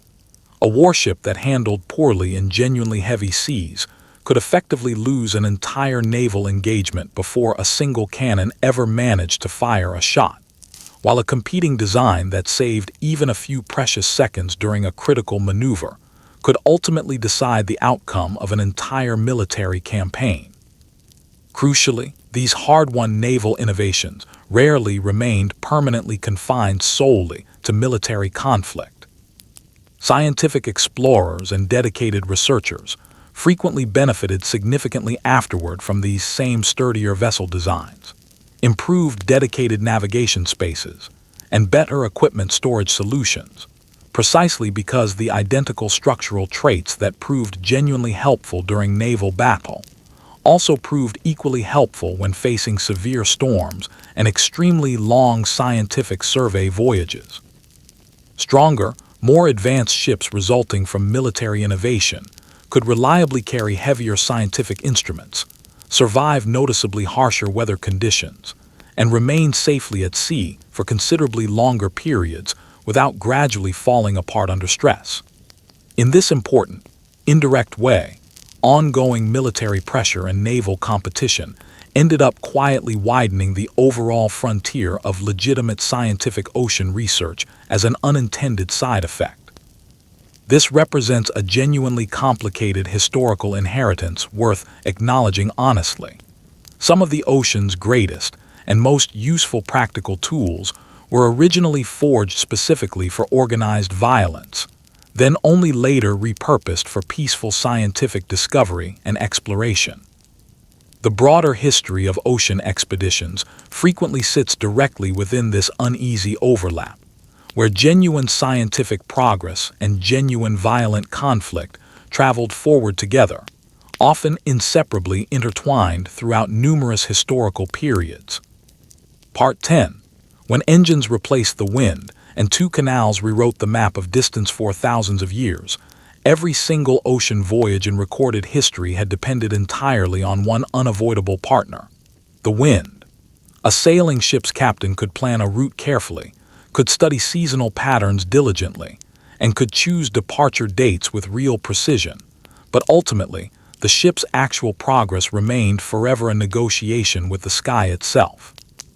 If the wind refused to cooperate, no amount of skill, ambition, or careful planning could force a wooden sailing vessel forward against its will. This fundamental relationship between ship and sky began to change permanently with the gradual introduction of steam power. With a working steam engine aboard, a ship could suddenly move forward decisively, even when the surrounding air refused to cooperate at all. And this new capability transformed travel time from an uncertain gamble into something approaching genuine predictability. That growing predictability altered nearly everything connected to ocean travel, from passenger schedules and naval strategy to the timing of scientific expeditions that had previously been forced to work entirely around seasonal wind patterns. Steam power also fundamentally changed the practical needs of ports themselves. Steam-powered ships required regular fuel supplies, specialized repair facilities, and dedicated maintenance infrastructure. And consequently, growing networks of coaling stations and service hubs gained entirely new strategic importance across the globe. At the very same time this technological shift was occurring, something less tangible but equally significant was changing as well. The traditional romance long associated with sailing gradually gave way to the grinding, repetitive reality of managing heavy machinery, intense engine room heat, and constant mechanical maintenance. A typical ocean voyage became noticeably less about patiently waiting for exactly the right favorable breeze, and increasingly about the practical challenge of managing a complex industrial system while at sea, far from any repair yard. For ambitious scientific and exploratory expeditions specifically, steam power offered genuinely valuable new reach and reliability. Yet it simultaneously introduced new categories of vulnerability, since unexpected fuel shortages or sudden mechanical breakdowns could strand a steam-powered ship just as surely and just as dangerously as failing winds once stranded sailing vessels of earlier eras. The truly important underlying shift here was ultimately psychological rather than purely technical. Oceans still span the exact same enormous global distances as always, yet the accompanying feeling of complete helplessness in the face of unpredictable nature gradually began to genuinely fade. Distance itself increasingly became something a captain could actively plan for with real confidence, rather than something that simply had to be passively endured regardless of preparation. This new dependence on regular fuel supplies created an entirely new category of strategic importance for isolated ports and remote harbors around the world. Steam power initially promised freedom from total dependence on unpredictable wind patterns, yet it simultaneously tied every single ship firmly to its available fuel supply instead. This meant that any single navy or major trading company could realistically project meaningful power and maintain reliable schedules only as far as their next dependable coal supply point allowed. Consequently, previously obscure, relatively insignificant distant ports suddenly transformed into genuinely valuable strategic prizes actively worth competing over. A small, modest harbor equipped with reliable fuel storage facilities could suddenly matter considerably more strategically than an entire wealthy inland city, simply because that small harbor kept engines running and international schedules reliably intact. Rival global powers consequently competed intensely for control over these critical refueling points, carefully negotiating long-term leases, constructing permanent fuel depots, and occasionally even seizing disputed territory outright specifically to secure a dependable refueling stop along a strategically important route. A steam-powered ship that arrived somewhere expecting fuel, only to discover an empty bunker instead, was not merely delayed slightly. It became genuinely vulnerable, essentially stranded uncomfortably between distant oceans and complicated international politics simultaneously. The actual physical process of coaling a ship was itself exhausting, dusty, and physically demanding work, involving considerable heat and tight scheduling that could easily transform a routine port visit into an intense, frenzied scramble against the clock. These scattered coaling stations effectively shaped major global shipping routes, much like individual beads carefully threaded along a single connected string. And that particular string frequently determined precisely whose national flag could realistically appear on a regular, dependable basis in increasingly distant waters around the world. Around this same general period, two entirely separate engineering projects dramatically reshaped global ocean travel by physically shortening the distances ships needed to travel between major oceans. The first of these transformative projects created an artificial waterway cutting directly through Egypt, connecting the Mediterranean Sea directly with the Red Sea for the very first time in recorded history. When this new artificial passage finally opened for regular ship traffic, it effectively created an entirely new doorway between two previously separated maritime worlds, and global sea travel patterns suddenly began bending noticeably around this new, more efficient route. Ocean voyages that had previously required swinging far around the entire southern coastline of Africa could now instead be planned along a dramatically shorter, more direct route running straight through Egyptian territory. This significant shift accomplished considerably more than simply saving valuable travel time for shipping companies. It fundamentally changed which specific ports thrived commercially going forward, which naval fleets could realistically respond quickly to distant crises, and which particular regions suddenly became strategically urgent for major powers to actively control or influence. Expedition planning itself became noticeably less rigidly tied to specific favorable seasons along certain established routes, since ships no longer needed to gamble on the notoriously long and dangerous journey around the southern Cape. This new artificial canal, however, simultaneously concentrated maritime vulnerability into one single, narrow geographic point. Any narrow passage of this kind can potentially become a serious pressure point, where deliberate blockades, unfortunate accidents, or heated political disputes can ripple outward rapidly to disrupt global trade patterns on an enormous scale. For dedicated explorers and scientific expeditions specifically, this new canal meant significantly faster, more direct access to the Indian Ocean and regions considerably further beyond. For competing global empires, however, it meant that overall maritime strategy now revolved around a single critical geographic choke point, and such choke points inevitably attract intense strategic attention, occasional armed conflict, and considerable diplomatic ambition from multiple competing powers simultaneously.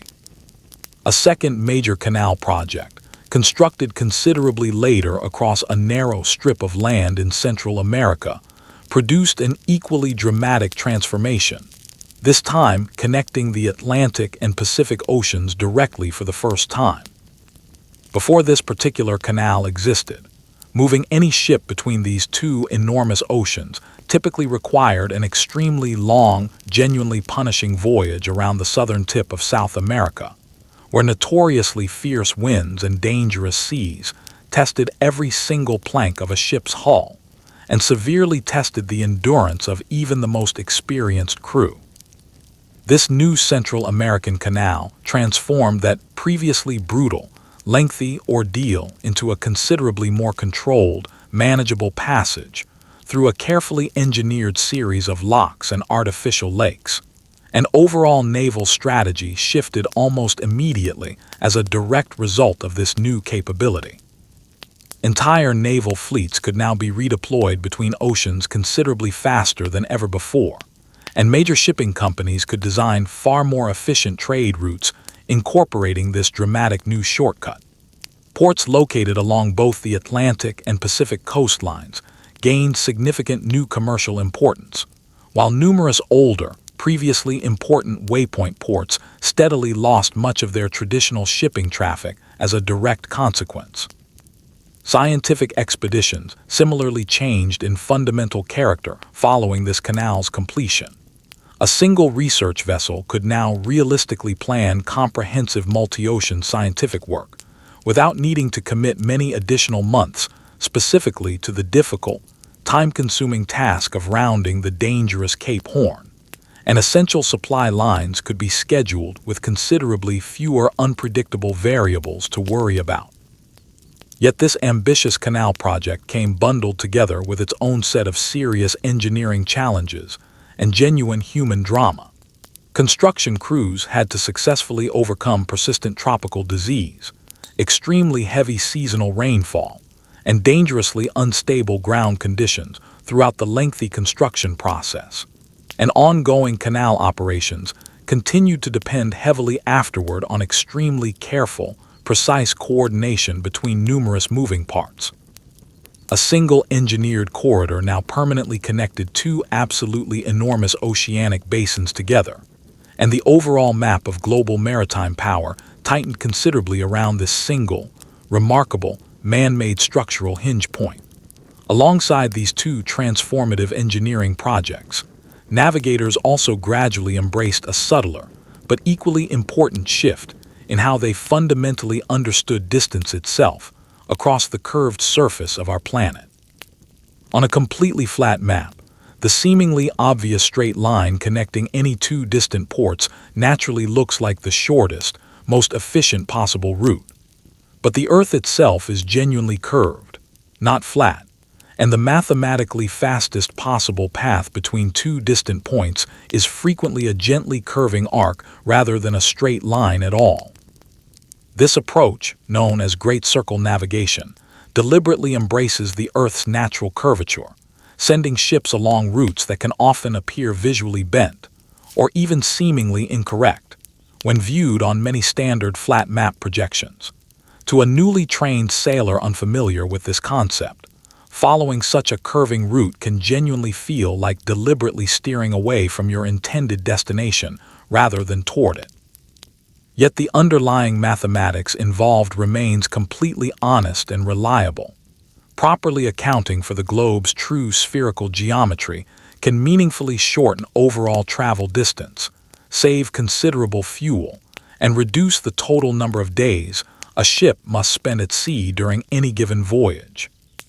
This particular navigational insight fundamentally changed how experienced ship captains approached voyage planning, because it required them to genuinely trust careful mathematical calculation over simple visual intuition, and over the strangely persistent, deceptive comfort offered by seemingly straightforward, obviously direct-looking straight lines drawn on conventional flat charts. This approach also demanded considerably more careful, ongoing navigation throughout any voyage, since a ship's actual compass heading must be continuously adjusted as the curving route itself changes across different latitudes along the journey. Great Circle navigation ultimately reminds us of something valuable extending well beyond simple route planning. Genuine exploration throughout history has never been solely about discovering entirely new places. It has also always been about carefully learning the true underlying shape of the world we already inhabit, and then deliberately letting that hard-won mathematical truth guide practical decision-making going forward. Part 11. Messages sealed in glass, and the nets that pulled up monsters long before satellites and sophisticated digital sensors existed to track ocean movement. Scientists interested in understanding how water actually moved across entire ocean basins had to rely on remarkably simple methods to answer a genuinely enormous question. Where does the water actually go once it leaves any particular starting point? Researchers began sealing carefully written messages inside floating bottles, or releasing specially marked floating objects into the sea, then patiently waiting for some stranger, often located on a completely different continent entirely, to eventually discover the object and report exactly where the ocean had ultimately carried it. Each individual returned bottle or floating marker represented a single valuable data point, delivered entirely by chance timing and considerable patience, sometimes taking many months or even years before anyone found it and bothered to report the discovery back to the original researchers. Yet over time, as enough of these scattered data points gradually accumulated, genuine patterns began emerging that hinted strongly at consistent highways of moving water, persistent circular loops, and distinct boundary currents that could either significantly speed up a ship's voyage or quietly sabotage careful navigation calculations entirely, depending on whether sailors understood and accounted for them properly. Later scientific efforts improved considerably upon this simple bottle-based method through purpose-built floating instruments, specifically designed for this exact tracking purpose. These more sophisticated drifting devices could reliably transmit their own position information, could be configured to travel at specifically chosen depths beneath the surface, and could reveal powerful underwater currents that remained completely invisible to anyone observing only from a ship's deck above. The earlier romantic appeal of a simple bottled note washing ashore somewhere distant gradually gave way to considerably more reliable, systematic tracking methods. Yet the fundamental underlying idea remained essentially unchanged throughout this technological evolution. Let the ocean itself physically move something for you, then carefully read the resulting story written into its eventual path. Ocean currents gradually became genuinely measurable through this accumulated effort, and that hard-won measurability subsequently transformed practical navigation, scientific climate study, and even search and rescue operations conducted at sea. Alongside this gradual understanding of ocean currents, sailors and scientists also worked steadily to understand another everyday phenomenon that could prove surprisingly dangerous if misunderstood: the regular rising and falling of ocean tides. Tides can seem deceptively simple and predictable in concept, right up until you actually attempt to predict them accurately for some unfamiliar new port, particularly one featuring a dangerous reef positioned directly at its entrance, and only a narrow, unforgiving window of time during which safe entry remains genuinely possible. Early tide tables were painstakingly constructed through relentless, patient coastal observation, with dedicated observers carefully recording precise water heights day after day, across every changing season, through violent storms and completely calm weather alike. These accumulated long-term records gradually revealed reliable, predictable cycles that sailors could genuinely trust and plan around confidently. And this accumulated knowledge steadily transformed coastal navigation from something resembling risky gambling into something considerably closer to careful, reliable scheduling. An experienced ship's captain could now plan a precise arrival time deliberately for high water, thereby avoiding dangerous grounding on hidden shoals, and could similarly time a departure carefully to catch a genuinely favorable current heading in the right direction. Accurate tidal knowledge also mattered enormously for the practical business of landing safely on unfamiliar shores during exploratory expeditions. A small landing boat that reached an unfamiliar shore at precisely the wrong tidal moment could easily become dangerously stranded, violently smashed against rocks, or simply unable to successfully return afterward to the larger ship waiting offshore. By patiently gathering long-term tidal records across many different coastal locations worldwide, dedicated scientists and experienced mariners together gradually began recognizing tides as part of one single, unified global system, one significantly influenced by the combined gravitational pull of the moon, the sun, and the specific local geography of each particular coastline. These painstakingly assembled tide tables represented genuinely quiet historical triumphs of sheer patience, steadily transforming the ocean's daily, seemingly mysterious rise and fall into a genuinely usable, reliable practical forecast that sailors worldwide could depend upon. Now let's turn toward a very different kind of ocean investigation, one focused not on the moving surface of the sea, but on the extraordinary, often bizarre forms of life hidden deep beneath it. When early scientific expeditions first began dragging heavy collection nets slowly through genuinely deep ocean water, many researchers initially expected these deep trawls to come back essentially empty. Sunlight, after all, simply cannot penetrate down to such extreme depths, and for a considerable stretch of scientific history, most researchers simply assumed that meaningful biological life could not possibly thrive successfully in such permanent, crushing darkness. Then the heavy collection nets began coming back up genuinely loaded, dripping steadily with strange, unfamiliar animals that seemed to actively defy every familiar rule of ordinary, sunlit nature that scientists had previously assumed governed all living creatures. Some specimens were almost entirely transparent and difficult to see clearly even when held directly in hand. Some possessed disproportionately enormous mouths relative to their overall body size. And some remarkable creatures appeared to actually carry their own internal light sources, glowing softly like tiny floating lanterns suspended in the permanent darkness. This genuine shock experienced by researchers was not purely visual in nature. It fundamentally challenged the prevailing scientific assumption that the deep ocean environment must necessarily be essentially barren and lifeless. These startling new discoveries strongly suggested instead that biological life could successfully adapt to extreme cold, crushing pressure, and permanent darkness in ways that human scientists had genuinely never previously imagined possible. Each individual trawl haul brought back up from the depths became a genuinely suspenseful reveal for the excited scientists involved, precisely because absolutely nobody could reliably predict in advance what strange, unprecedented biological form might emerge next from the inky blackness below. These remarkable deep-sea discoveries also inevitably raised entirely new scientific questions that researchers had never previously needed to seriously consider.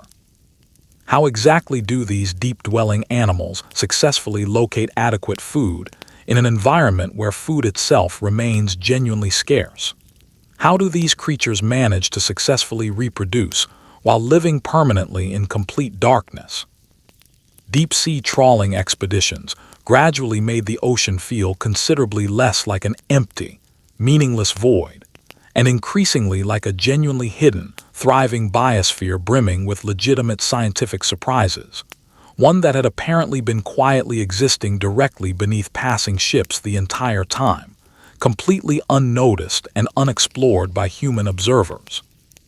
This same growing fascination with the deep ocean's hidden mysteries eventually led some sailors and explorers to actively hunt for creatures that had long existed primarily within maritime folklore and legend, rather than confirmed scientific literature.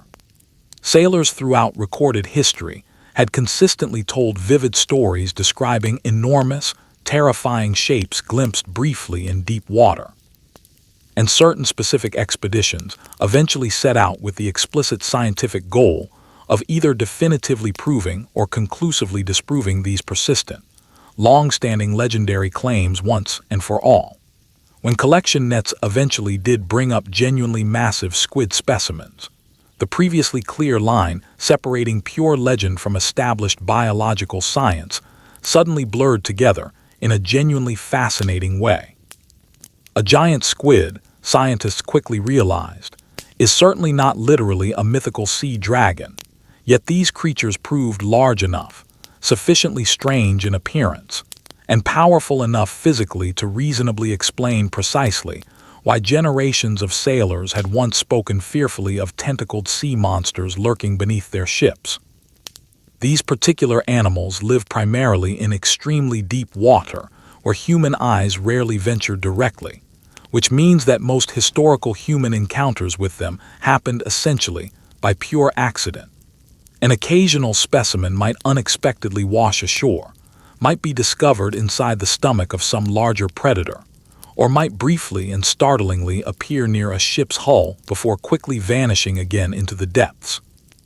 Various expeditions carefully collected specimen beaks, distinctive scars, and occasional complete specimens, then argued extensively among themselves about the animal's true maximum size and typical behavior patterns, working from frustratingly limited available evidence throughout. This particular hunt for legendary sea monsters did not ultimately end in scientific embarrassment for the researchers involved. It ended instead in a considerably better, more productive scientific question overall. If creatures this genuinely dramatic and impressive in scale could successfully live completely unseen by human observers for so long, what other remarkable, undiscovered forms of life might still exist well beyond our everyday routine reach into the ocean's depths? These persistent monster stories ultimately became a genuine gateway, leading directly into legitimate, serious, deep-sea scientific mystery and discovery. Part 12.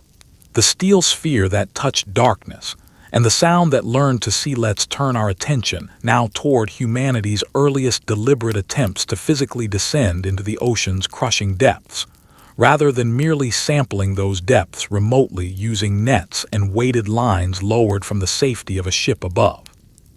Picture for a moment a solid steel sphere hanging suspended beneath a ship on a long steel cable, gradually lowering downward into complete darkness, while the bright, familiar surface world above steadily shrinks into nothing more than a small, distant coin of light far overhead. This particular diving vessel was exactly that, a compact chamber built for exactly 2 occupants, featuring thick reinforced walls, small reinforced viewing windows, and absolutely no independent ability to move itself horizontally through the water on its own power. It was not, in any heroic dramatic sense, a true submarine capable of independent movement.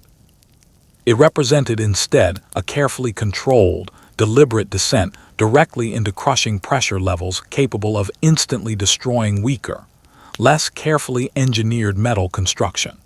What made this particular achievement genuinely revolutionary was the direct, immediate human presence it enabled at such extreme ocean depths. Trained observers could look directly out through the small viewing windows and describe precisely what they personally witnessed in real time, rather than relying entirely on damaged, lifeless specimens hauled up mechanically from below in a net. These pioneering observers reported witnessing strange, unexplained lights glowing softly in the surrounding darkness, drifting unfamiliar animals moving past the viewing windows, and an overwhelming, almost dreamlike feeling of being suspended weightlessly within an entirely alien column of water, unlike anything previously experienced by human beings. This particular diving vessel definitively proved that genuine human descent to such extreme depths was indeed possible, provided sufficiently careful engineering and considerable personal nerve were both present in equal measure. This achievement also fundamentally reframed how people conceived of ocean exploration more broadly.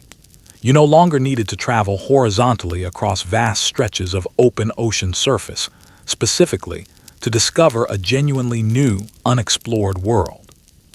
You could instead find an equally new and alien world simply by traveling straight downward, directly beneath your own ship's hull.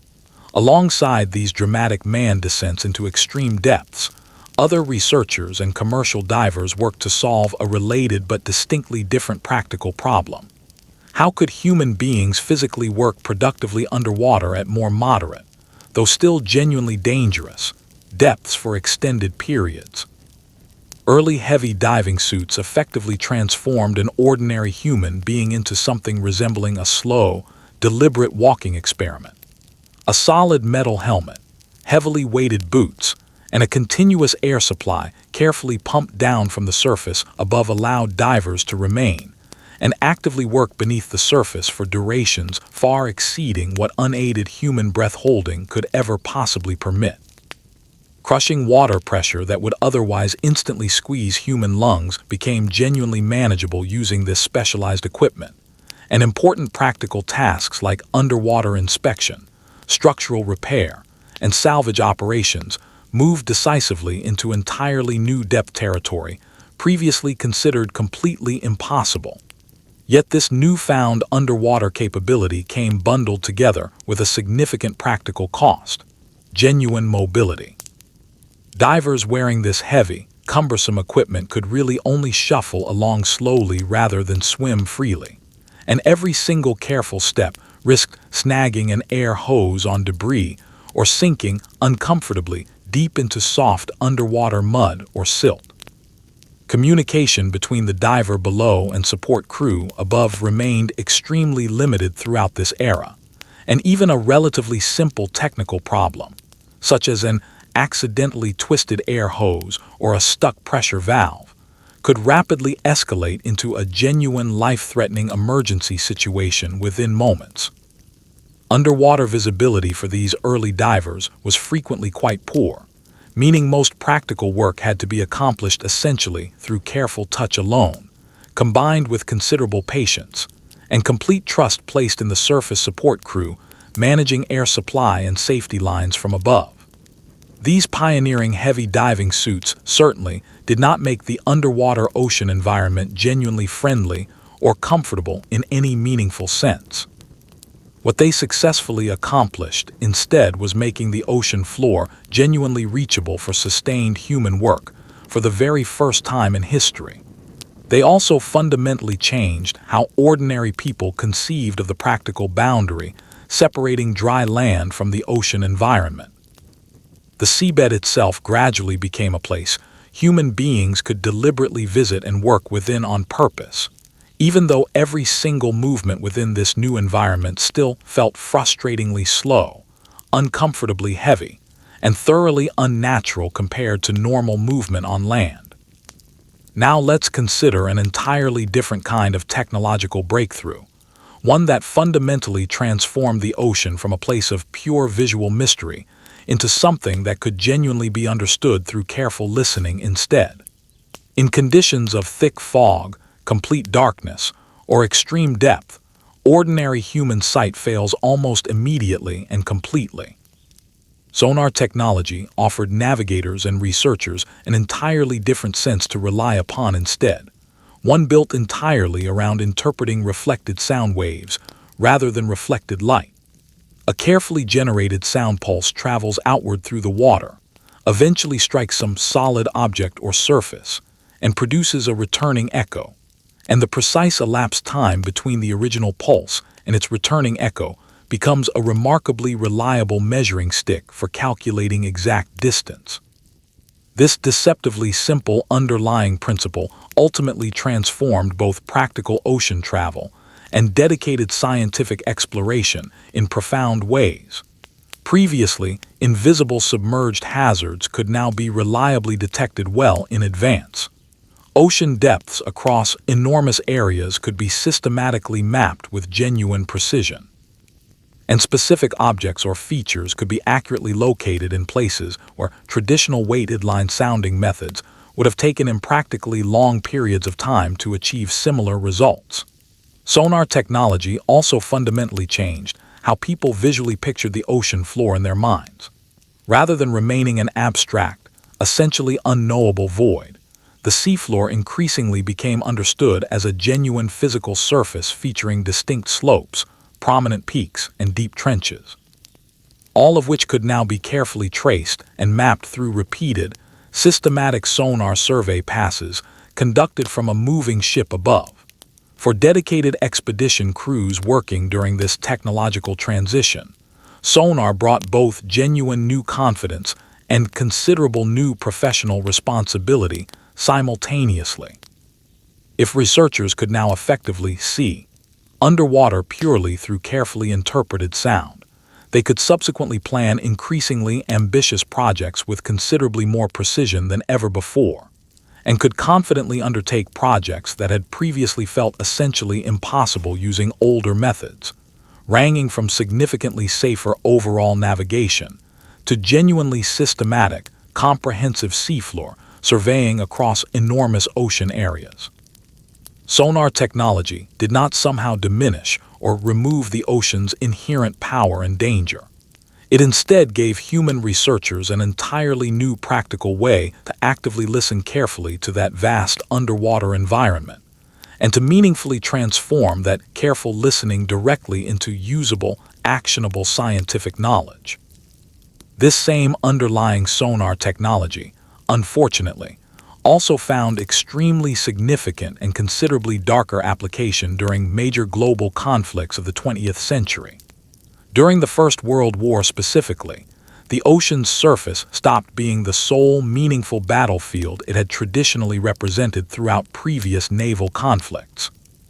Submarines introduced an entirely new element of underwater invisibility as a genuine weapon of war, and opposing naval forces scrambled desperately to develop effective countermeasures against a serious threat they generally could not directly see or easily detect using existing technology.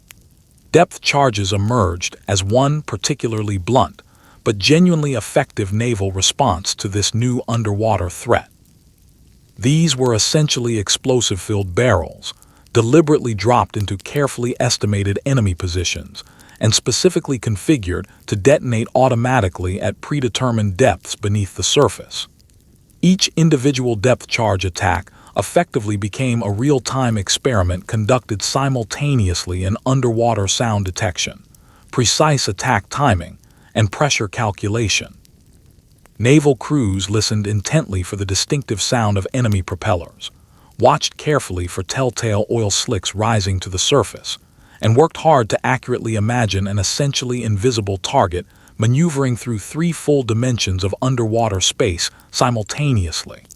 When a depth charge successfully exploded near its intended target, it certainly did not require an absolutely direct hit to prove genuinely devastating in effect. The resulting powerful shock waves alone could crack hull plating, disable critical onboard systems, or force a damaged submarine to surface abruptly in complete panic, exposing it directly to further attack. This intense wartime pressure drove remarkably rapid technological innovation across multiple areas simultaneously, including significantly improved underwater listening equipment, refined tactical approaches, and considerably better coordination between different allied ships working together. This same wartime pressure also fundamentally changed how people studied the broader ocean environment more generally. Suddenly, previously obscure topics like underwater temperature layering and detailed underwater acoustics mattered directly and urgently to basic naval survival. Urgent wartime necessity pushed general ocean scientific knowledge forward considerably, and unfortunately, it accomplished this significant advancement at a genuinely frightening human cost measured in lost ships and lost lives on both sides of the conflict. Part 13. A belief that sank with a ship, and the convoys that turned survival into mathematics. Let's turn now toward one of the most famous ocean disasters in modern memory, a tragedy that fundamentally reshaped how the entire world approached the basic question of safety at sea. When this enormous, celebrated passenger ship struck submerged ice on its very first voyage and sank beneath the freezing North Atlantic, it was not merely a single vessel that went down into the darkness that night. It was, in a very real sense, an entire prevailing belief system that quietly sank alongside it, a widespread cultural assumption that sheer engineering scale and considerable prestige alone could somehow reliably outrun the ocean's oldest, most fundamental dangers. The immediate shock following this disaster exposed painful, previously overlooked gaps throughout the entire maritime safety culture of that era. Lifeboat capacity aboard the doomed vessel, established radio watch practices among wireless operators, and standard emergency drill procedures were suddenly recognized, almost overnight, as genuine matters of life and death, rather than convenient optional extras that shipping companies could reasonably economize on for the sake of efficiency or profit. In the difficult aftermath of this widely publicized tragedy, governments and major shipping companies alike were pushed firmly toward adopting considerably stricter safety standards, including newly mandated round-the-clock distress signal monitoring aboard passenger vessels, and significantly improved requirements governing adequate life-saving equipment for every single passenger and crew member aboard. Shipping routes that passed through known ice-prone waters were seriously reconsidered following this disaster, and the formal practice of ice reporting among different ships became noticeably more organized and standardized across the entire shipping industry as a direct consequence. What makes this particular tragedy feel so genuinely lasting in public memory, even generations later, is precisely its uncomfortable combination of impressive engineering grandeur alongside profound underlying vulnerability. A celebrated marvel of contemporary engineering ultimately met nothing more exotic than entirely ordinary maritime hazards: cold water, darkness, and simple human delay in responding effectively to an unfolding emergency. Ocean travel gradually became measurably safer specifically because the wider world paid such intense, sustained attention to this single tragic event, and because meaningful safety regulations were subsequently written directly in response to one single night's worth of genuinely irreversible human consequences.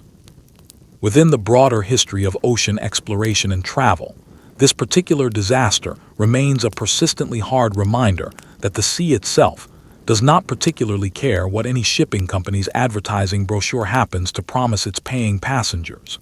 Many decades after this famous ship finally settled onto the ocean floor, a dedicated search effort to actually locate the wreck required considerably advanced deep ocean technology, extremely careful systematic mapping, and prolonged, patient searching across an enormous, largely featureless expanse of seafloor. When explorers finally successfully located the wreck itself after this extended search, the resulting surprise experienced by the search team was not purely emotional in nature, though it was certainly that as well. It was also, quite unexpectedly, deeply biological in an entirely unforeseen way. The wreck site itself, researchers discovered, had become genuinely alive with new biological activity. Various microbes and other small organisms were actively feeding directly on the ship's corroding iron hull, gradually creating strange, delicate formations that visually resembled underwater icicles composed entirely of rust. The wreck itself had effectively become an artificial reef positioned deep within the ocean, a place where entirely new biological life had gradually gathered around this unexpected new source of chemical energy and nutrients. This particular discovery considerably broadened public scientific imagination regarding the deep sea more generally. The deep ocean environment was clearly not merely an empty, lifeless graveyard as many people had casually assumed. It represented instead a genuinely active, functioning ecosystem, fully capable of successfully colonizing even cold metal debris resting in complete darkness.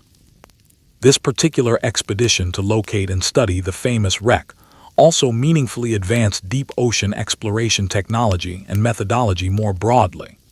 Improved underwater camera systems, considerably better precision navigation techniques, and refined careful sampling methods all emerged directly from the sustained effort required to successfully locate and subsequently study this historically significant site without causing unnecessary damage or disturbance.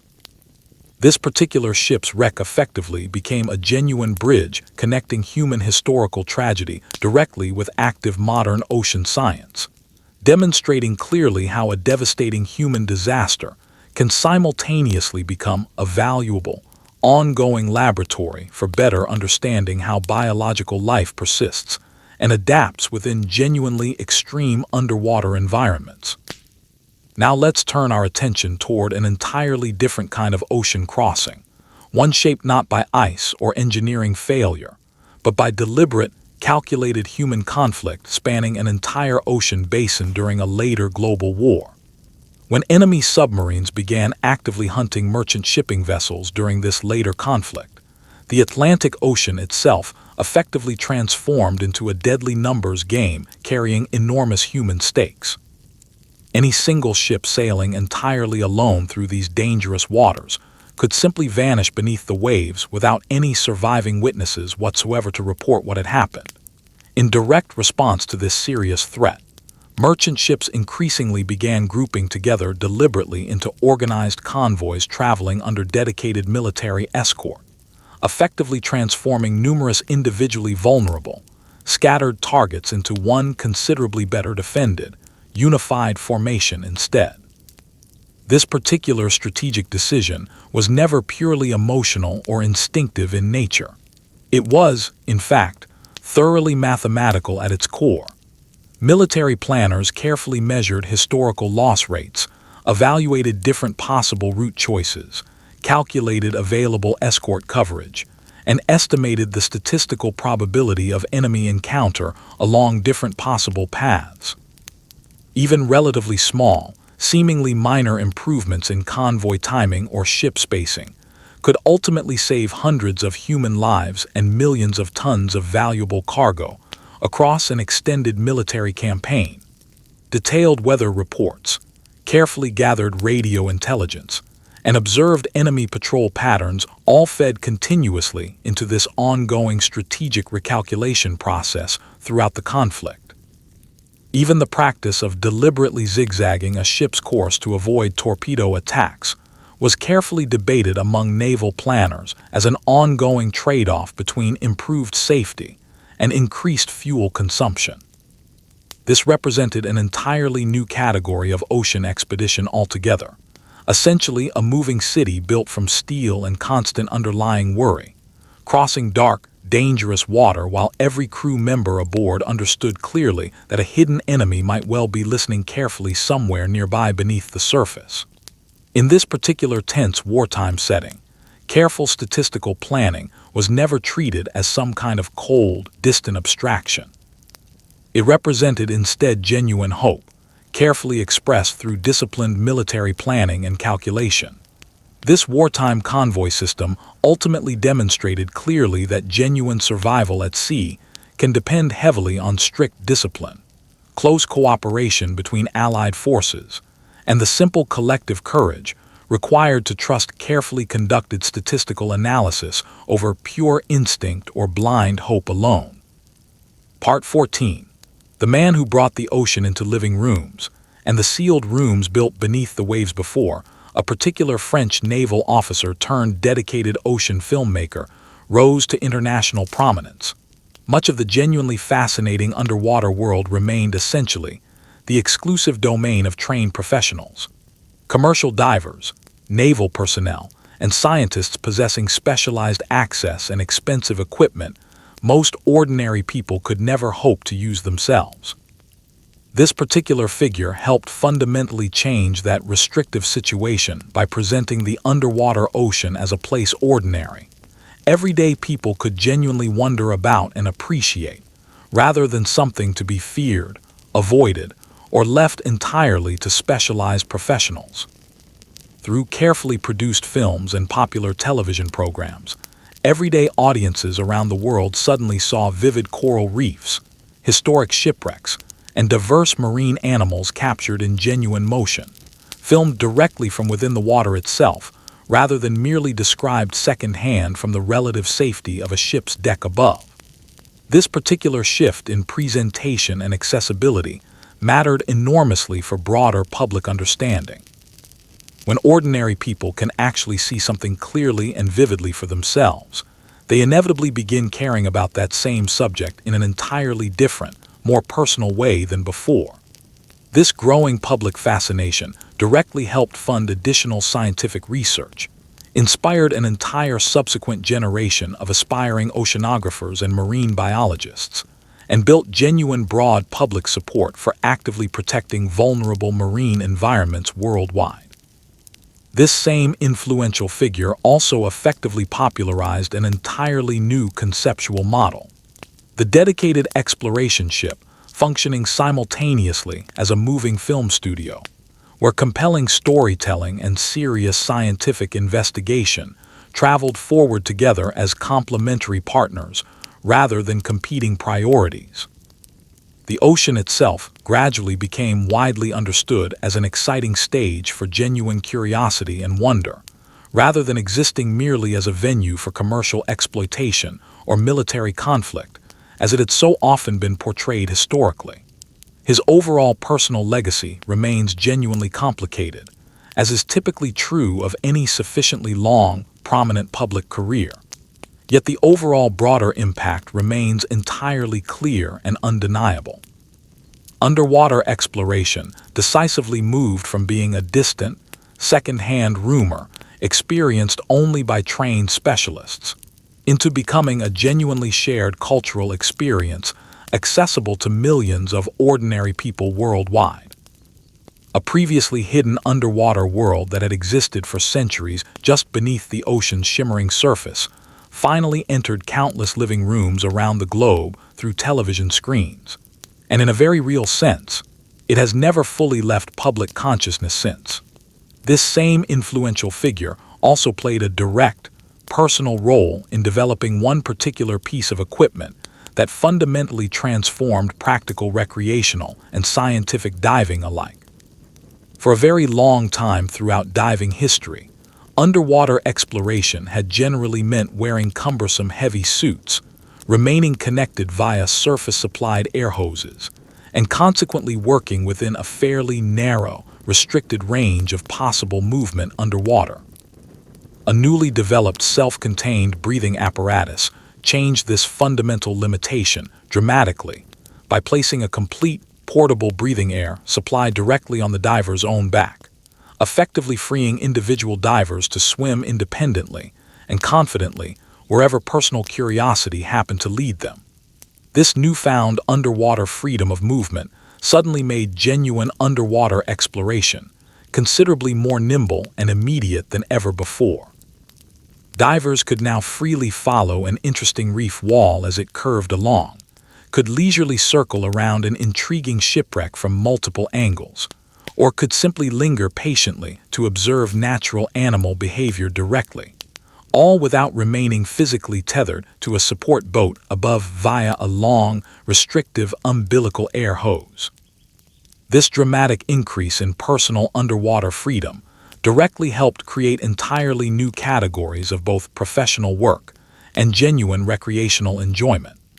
It also introduced considerable new personal responsibility for individual divers, since increased depth and extended time spent underwater both carried genuinely real physical risks that required careful management. Proper training protocols, mandatory buddy diving systems, and careful advanced dive planning consequently became firmly established as essential parts of diving culture moving forward. Yet despite these necessary new safety considerations, the overall transformation this technology enabled proved genuinely profound and far-reaching. Underwater archaeology became considerably more practical and accessible as a scientific discipline. Marine biology research gained the enormous benefit of direct, extended observation conducted within natural underwater settings, rather than relying solely on damaged specimens hauled up mechanically to the surface. Underwater photography and filmmaking similarly became considerably more accessible to a much broader range of practitioners, and this increased accessibility directly shaped broader public understanding and appreciation of the ocean environment more generally. This new breathing technology did not somehow fully conquer the ocean in any absolute sense, but it genuinely invited vastly more people to personally visit the underwater world firsthand, and to subsequently return to the surface carrying their own personal, vivid first-hand stories to share with others. Building directly upon this new diving freedom, some particularly ambitious researchers eventually began asking an even bolder scientific question. Could human beings potentially live continuously underwater, not merely visit briefly, but actually remain submerged and functional for genuinely extended periods measured in multiple weeks at a time? Living continuously underwater, after all, represents something entirely different from simply visiting briefly for a short recreational or working dive. Specialized undersea habitats were carefully designed and constructed specifically to answer this genuinely bold underlying question directly through practical experimentation. Can human beings realistically remain submerged for extended periods and still function effectively, productively, and safely throughout that entire time? Inside these carefully sealed underwater living spaces, dedicated research teams slept, prepared meals, and carefully planned their daily diving activities, all while immense water pressure pressed steadily against the habitat's outer walls, and the familiar surface world above felt increasingly distant and abstract with each passing day. A specialized diving technique called saturation diving made this kind of extended underwater habitation genuinely possible in the first place.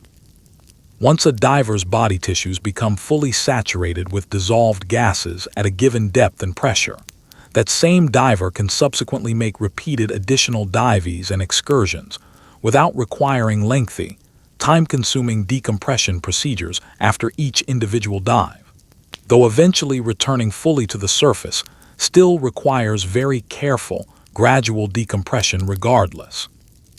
These specialized undersea habitats effectively functioned as genuine scientific laboratories, simultaneously studying human physiology, engineering challenges, and psychological adaptation under prolonged, unusual conditions. How exactly does prolonged isolation feel when you can clearly see natural sunlight filtering down through the water above, yet cannot actually reach it or breathe fresh air directly? How did ordinary teamwork dynamics and accumulated physical fatigue change noticeably when literally every single exit from the habitat required careful advanced dive planning and preparation? These ambitious underwater habitat projects also directly advanced numerous practical tools, specialized communication systems, and improved life support methods that subsequently proved valuable for both scientific research and various commercial industries afterward. The overall results generated by these experiments were never purely scientific and technical in nature. They were, in many important ways, genuinely and deeply human as well. These pioneering experiments clearly demonstrated that meaningful exploration itself can become an entire distinctive way of living, complete with its own particular daily routines and underlying anxieties that feel remarkably similar to a dedicated space mission. Except in this particular case, the outer boundary, or ceiling, enclosing the entire experience happened to be a vast ocean rather than empty outer space. Part 15. The silent fleets of the Cold War, and the reactors that erased the need to surface during a lengthy period of intense global tension following the Second World War.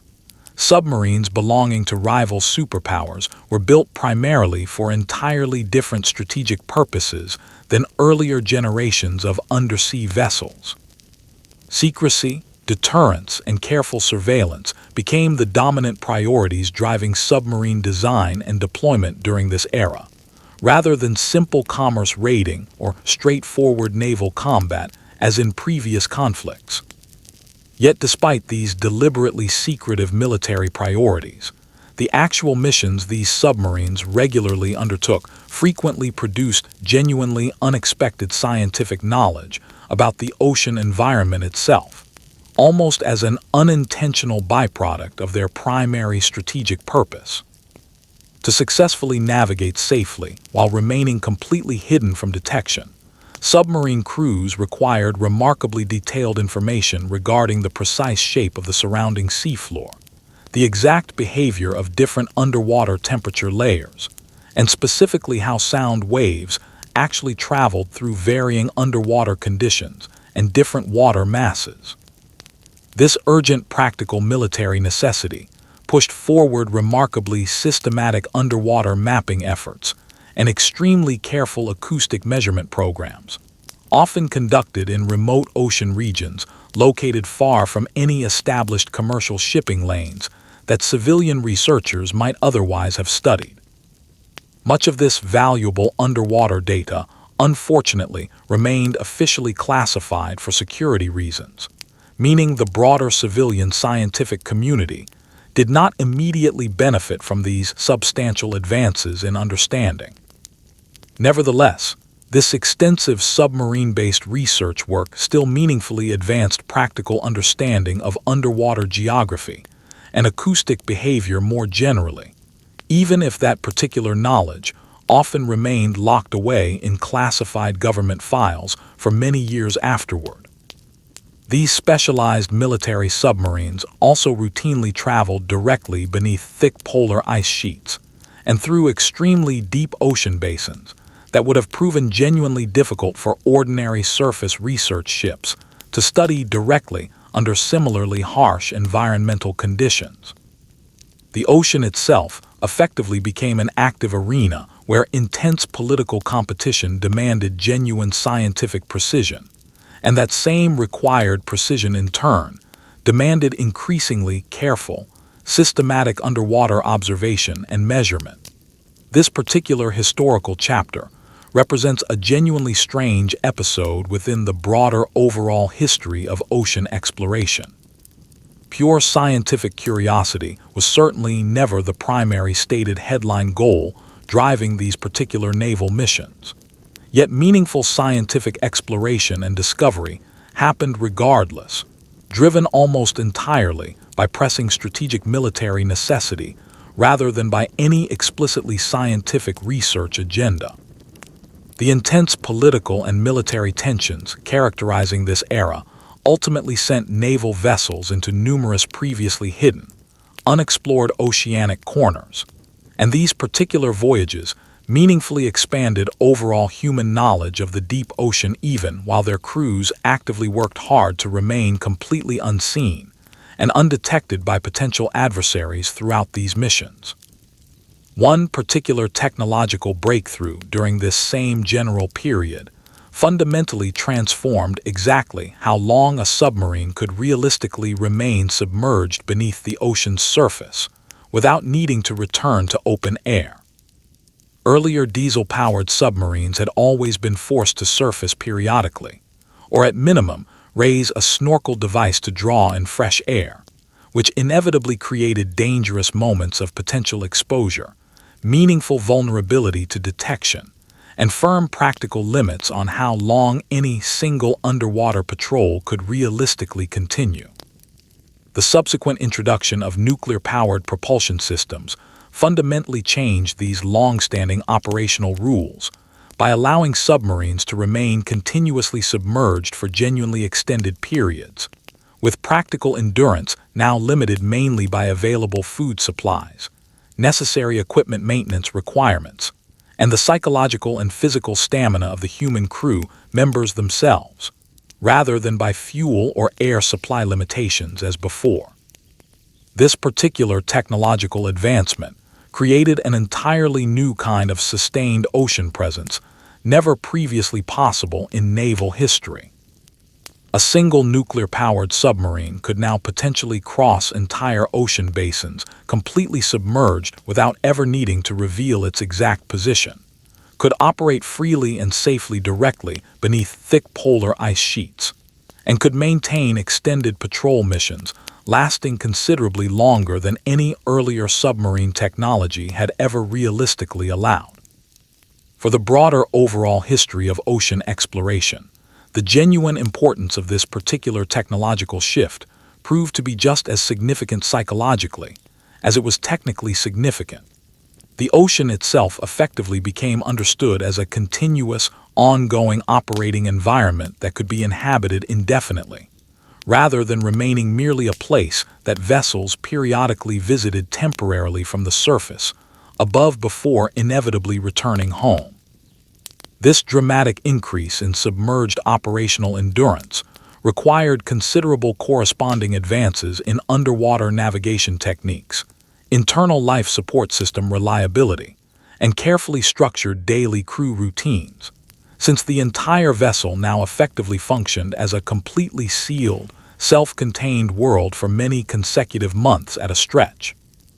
This particular capability also shaped broader global military strategy in numerous genuinely unsettling ways, since the ability to remain hidden and persistent for such extended periods fundamentally changes calculations surrounding deterrence, surprise attack capability, and overall strategic risk assessment between rival nations.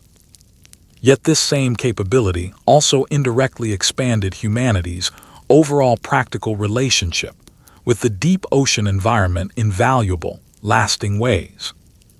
The simple practical requirement of remaining safely submerged for such genuinely extended periods forced considerably better scientific understanding of underwater current patterns, underwater sound transmission channels, and various seafloor obstacles and hazards.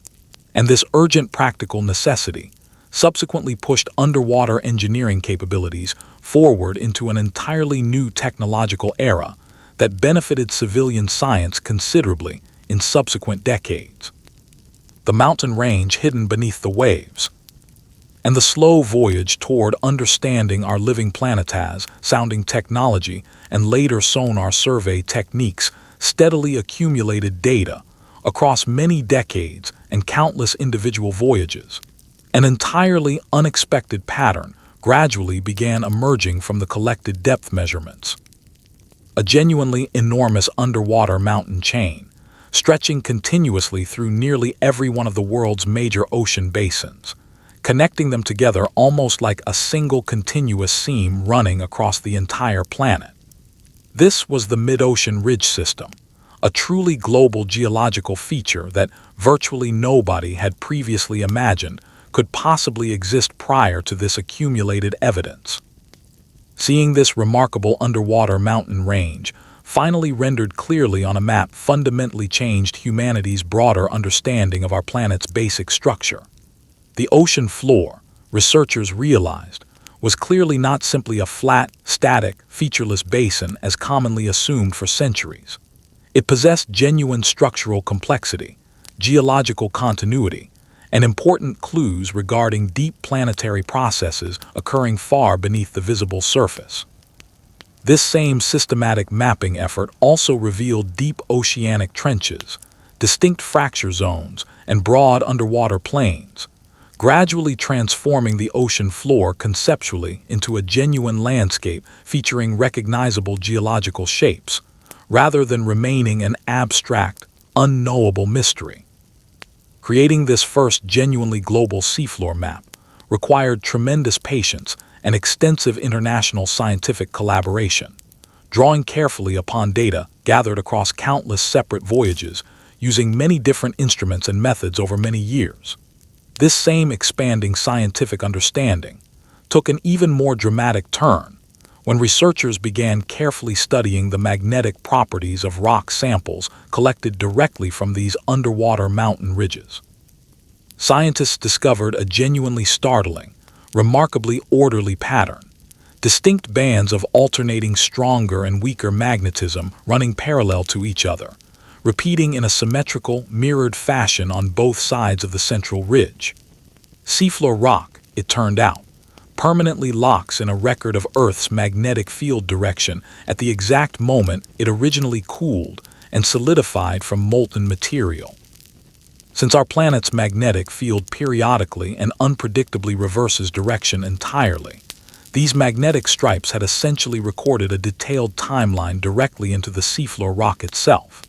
This remarkable magnetic symmetry strongly implied ongoing physical motion, as though entirely new seafloor material was being continuously created directly at the central ridge, and then gradually pushed steadily outward in both directions over time.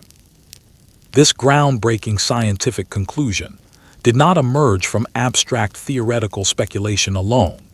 It emerged instead from hard physical evidence, carefully gathered by research ships repeatedly crossing the exact same measurement lines again and again, methodically verifying that the observed magnetic pattern held consistently across repeated, independent measurements.